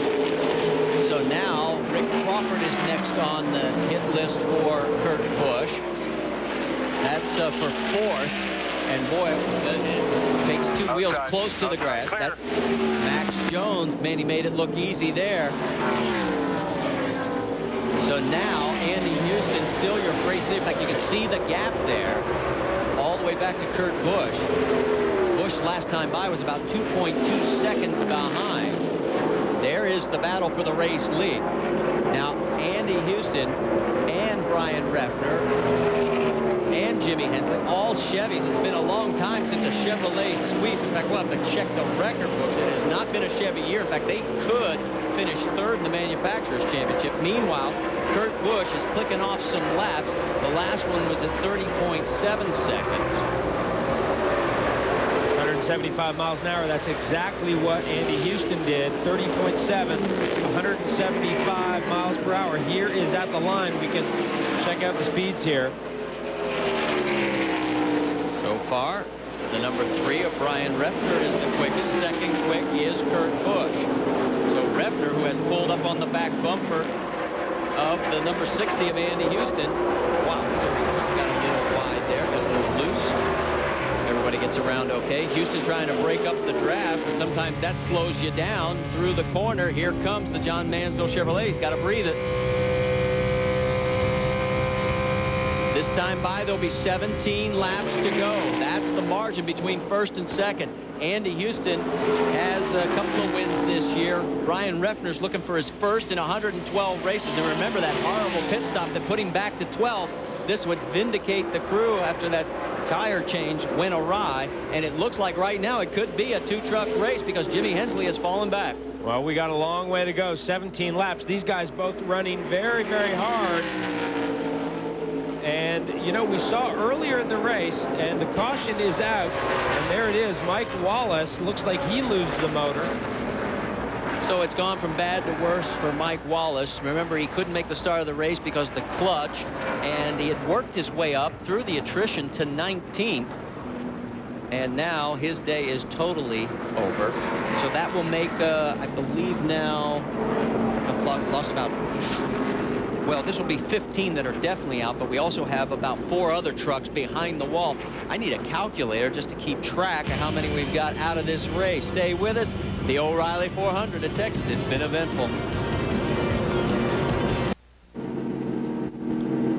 Under our 7th caution here at Texas Motor Speedway at the O'Reilly 400, and the race leader right now is Andy Houston, followed by Brian Refner and Jimmy Hensley. But we've also got kart FedEx Championship Series, the Grand Prix of Australia. Now that is tomorrow, Saturday at 9 p.m. Pacific time, midnight on the East Coast. Dario Franchitti is the defending champion, and it is the Gold Coast 2.7-mile layout street course. And for more information, you can log on to ESPN.com.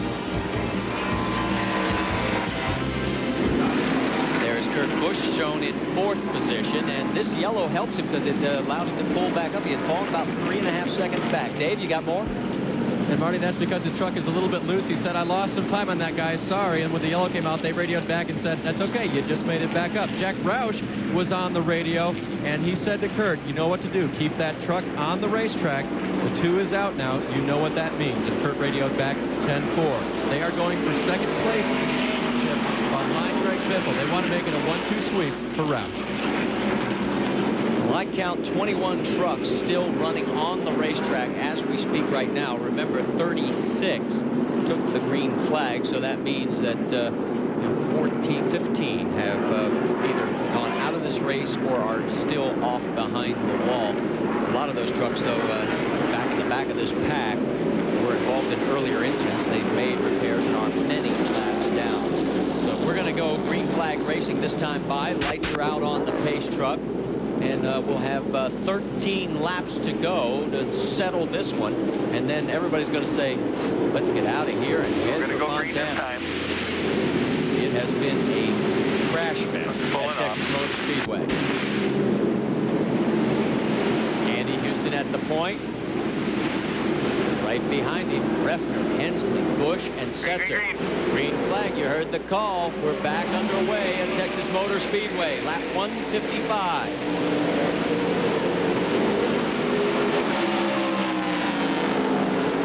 Houston gets a good jump. Refner does as well.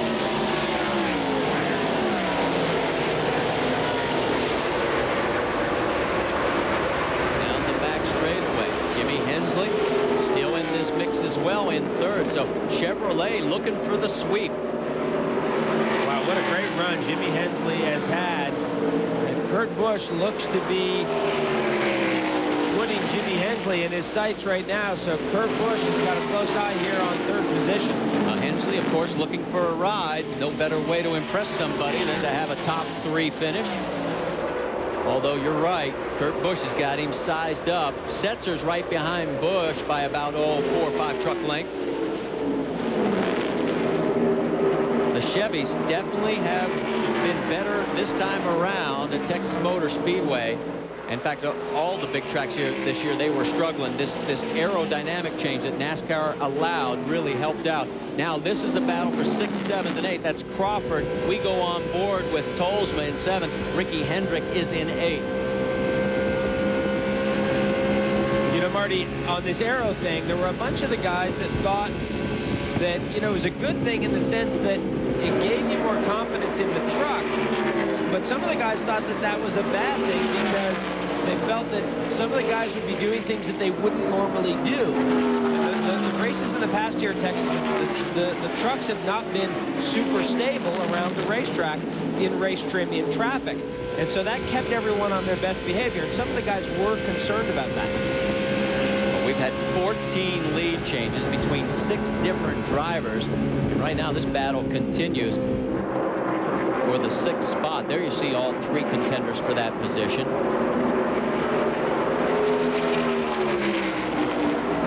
Tolsma trying to look on the outside of Rick Crawford. Can't get it done. And now Rick Corelli has made this a 4-truck freight train. And Rick Corelli run up the racetrack a little bit through turn number 2, down the back straightaway. It allows Tolsma, or I should say Crawford, to pull up just a few more truck lengths. 9 laps to go. This time by, it will be 8.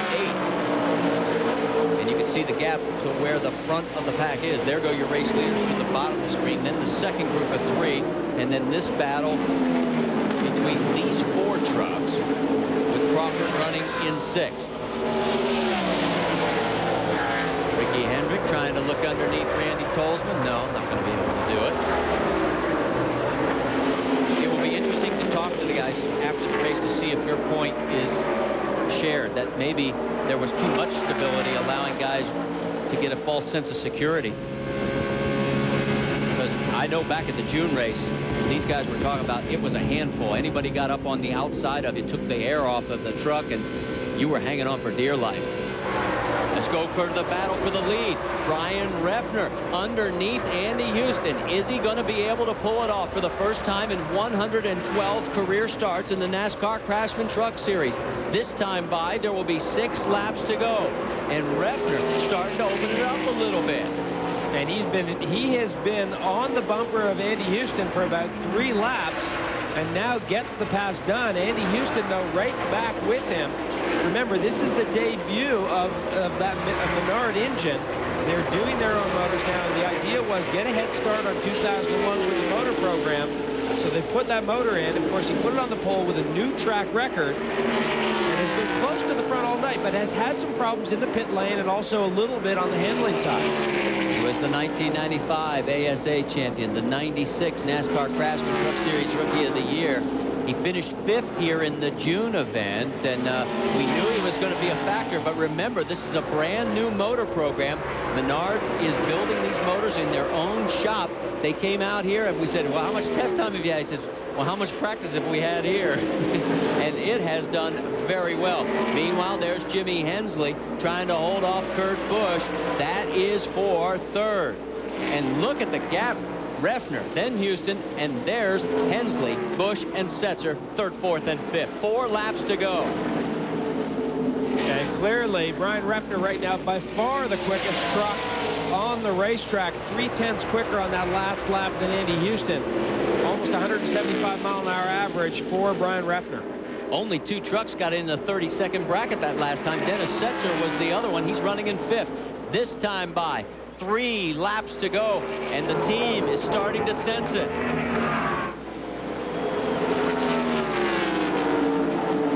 What a great confidence boost for this team to get a victory under their belts before next season. Remember, one of only 2 teams right now in the top 10 that is running into the 2000 season with all the same people. A lot of continuity, a lot of consistency on this team, and Brian Refner is so excited about that. Andy Houston doesn't look like he has much left for him right now. That's the best battle on the racetrack. Jimmy Hensley trying to hold off Kurt Busch for 3rd. 2 laps to go here at Texas Motor Speedway.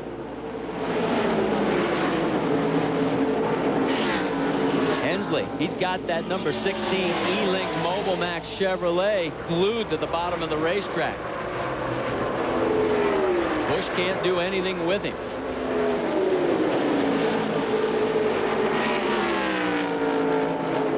Coming by for the white flag, Brian Refner. 1 more circuit of this 1.5-mile layout. There's a pass for 3rd. Busch. This time, Hensley gets a little high. Kurt Busch takes over the spot. So the Chevrolet sweep may not occur for the top 3 positions. There you see the battle.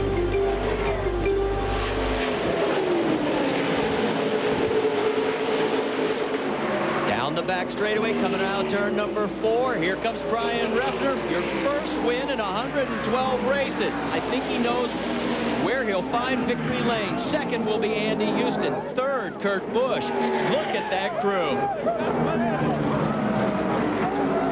What a great result for Brian Refner and John Menard and this whole crew. They've worked very, very hard in the year 2000.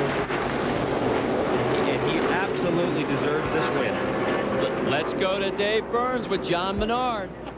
Well, and John is here with his Indy Racing Northern Lights Series ride as well, but the trucks were on display here tonight with your motor in it, John. Congratulations. Yeah, I feel so happy for the guys that have been working so hard all year, you know, and it's been a bit of a struggle, and to win one, we only had 2 chances left, and to win one the first time out for the engine guys is really super. Les and Brian tell me you guys have just been pegging along this year, and you've been getting together and deciding what to do to make the team better. You've obviously hit on something in the road program. Well, we had a lot better truck, too, this time. And everybody, I mean, just from start to finish, was working so hard. And this hasn't come easy, but we were sure hoping it would come. Well, and it came tonight. Brian Reffner, when he was here earlier this year in Texas, he went winless in his 100th career start. And now, here at Texas again, he takes home the big one. Well, he was doing the donuts and trying to light up that Menard motor, but it's still ticking, and he's trying to make his way towards victory lane. We'll talk to him when we come back. Back here at Texas Motor Speedway, let's go down to our Craftsman Winner's Circle. Brian Reffner is with AV East. Brian Reffner and the entire Menards crew is ready to celebrate their $10,000 bonus from Craftsman in his 112th start. Brian Reffner finally brings home a NASCAR victory. Gets a big hug from crew chief Les Fox, the entire team, his wife Renee, who's been in tears down here. Brian, it's been a long time coming. I told you. What did I tell you before the race? No pressure, but the last two winners here have come from the pole. You did it. Congratulations. It's really awesome to finally get to winner's circle in this fantastic series. And this John's Manville Chevy was just awesome today. We unloaded fast, and it was just great. I got to thank John Menard for giving me the opportunity. He took a guy and probably didn't have much to take to him, and put a little faith behind me, and here we are, and we got many more to come. I want to thank Butch Meyer and the guys at the engine shop with this engine. It ran great. I mean, it's just a great weekend for the guys, the whole team, everything. You guys really recovered from that, I'm going to call it a bad pit stop that put you back in 12th position. How did you guys recover? And the boys stayed focused and kept you up front for the rest of the race. Well, they really did, and my spotter was really good to keep me cool because, I was hot. I was mad. Track position means a lot, and they kept me cool because we didn't wreck. It's really easy to get back there and wreck, and we just kept our wits about us, and I got to thank my spotter for that. And once again, I can't thank John Menard enough, and John's Manville for getting on this sponsorship for this, and I'm just really happy. I'm happy for you, too. A long time coming for Brian Reffner and the entire Menards crew. Congratulations. Dave Burns. Well, Amy, I'm standing by with the year 2000 NASCAR Craftsman Truck Series champion. It is Greg Biffle. We know this isn't the way you wanted to do it, but congratulations. Thanks. I tell you, it's been a long time coming, and I feel bad we didn't end up here tonight with the truck, but we ended up here. This is a year-long effort, and we're happy for the first championship for Roush and Ford and everybody. And I need to thank everybody that got me here, and it's been a great season. Now talk about these guys behind you, Greg. Take a look at these guys, because these are guys that have been with you since your rookie season. Some of them at Roush Racing for a long time, and now they take home this championship. What do these guys mean to you?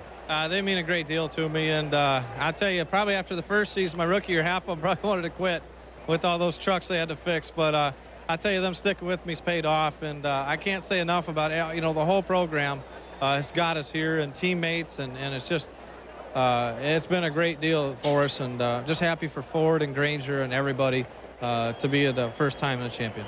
All right, we know Greg will be a great truck champion. Now, Randy Goss, let me have you step in here real quick.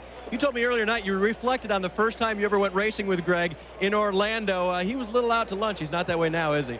Well, he still gets a little crazy out there, but we're still having fun, and I'm just proud of this whole team. I'm proud of working for Jack Roush and the whole Granger crew. I mean, they've just been awesome all year. We had a little bad luck tonight, but we're just happy to be a part of the NASCAR deal.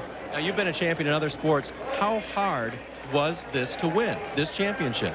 Oh, this is the hardest thing I've ever done in my whole life. I mean, you need to think about it every minute of the day. When you fall asleep at night, when you wake up in the morning, and every one of these guys does the same thing. They're all dedicated, so neat deal.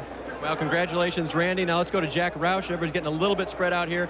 Now it's official. Now you can celebrate, too, your first ever NASCAR championship. Jack, congratulations. Ford came up with all these nice hats for the guys. I could get lost in this crowd. I can't believe it's finally happened. Greg has had a couple of really good years here. The F-150's just done a super job for us, and here we are.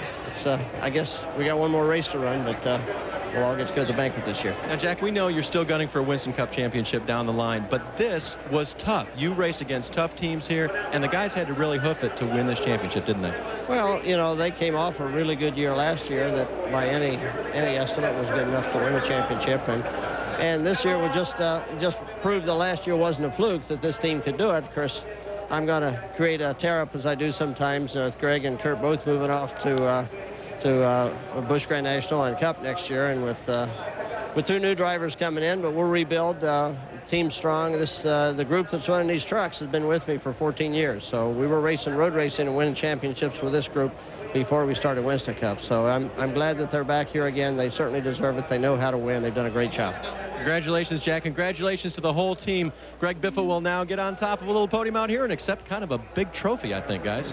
And we'll come back for that presentation. Let's take a look at the unofficial results. You can see behind Refner, Andy Houston, it was Kurt Busch, Jimmy Hensley, and Dennis Setzer rounding out the top 5. Unfortunately for David Starr, started second, ended up in the 12th position as a result of having that late race problem. The arrows mean you led a lap. 2-hour arrows means you lead the most laps. That honor went to Andy Houston.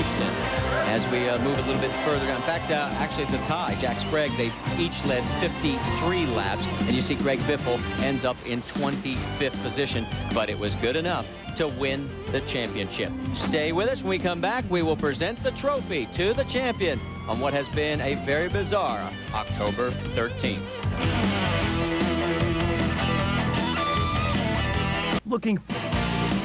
Well, let's go down to the trophy presentation. Dave Burns. And Henry Ferris, the Craftsman brand manager, has joined us up here on the podium. Henry, it's all yours. Greg, Jack, and the whole team, on behalf of all the people that make and sell Craftsman tools, congratulations on the 2000 NASCAR Craftsman Truck Series Championship. Thank you. I tell you what, it's been a team effort, and I appreciate all the fans here in Texas, and I just got to thank Benny Parsons. Everybody's helped me this championship, Jack Roush, and this whole team behind me. Thanks. Greg Biffle, Marty, our 2000 champion. And I'm surprised he can lift it. Remember, he's got a cracked rib as a result of the contact with the wall. And you heard Jack Roush when the winter interview started. Guys started to congratulate him by jumping on him, and he said, no, take it easy. He's got a bad rib. And boy, the champagne is flowing. Here comes Kurt Busch. Kurt may not know about the rib. I hope somebody told him. No, he didn't grab a hold of him. It is awfully hard to breathe when you have a cracked rib, but I'm sure it's a little less hard when you win a championship. Here are the updated points. Magic number was 185. You can see Kurt Busch is now in second place at 250 markers back. Andy Houston another 30 back, and Mike Wallace has dropped all the way to fourth because of what happened tonight. It's going to be a hard night and a hard couple of weeks until our final race at Fontana for Mike Wallace and that team. That brings us to our next truck race, the Motorola 200 from California Speedway, Saturday, October 28th at 4 o'clock Eastern. Will be on ESPN2, the final round of the NASCAR Craftsman Truck Series. And let's clear one thing up. All of the NASCAR Craftsman Truck Series races will be on ESPN or ESPN2 through 2003. So whatever you've been told, forget about it. We've got them all right here on ESPN and ESPN2. Jeremy Dale, your final race with us for this season. Benny will be back with us next time. Thanks so much. It's been a pleasure having you on board and working with you as always. Oh, I've had such a great time, and I want to congratulate Greg Biffle and the entire Roush team. They have done just a tremendous job these last 3 years, and Greg Biffle is a great champion, no question about it. And we salute Greg Biffle and his championship efforts. I'm Marty Reed for Dave Burns, Amy East, and Jeremy Dale. Thanks so much for watching here on ESPN, the worldwide leader in sports. For more, log on to ESPN.com. And as we celebrate this championship, we also have a thought and a prayer for Tony Roper, as he is in critical condition right now in Parkland Hospital.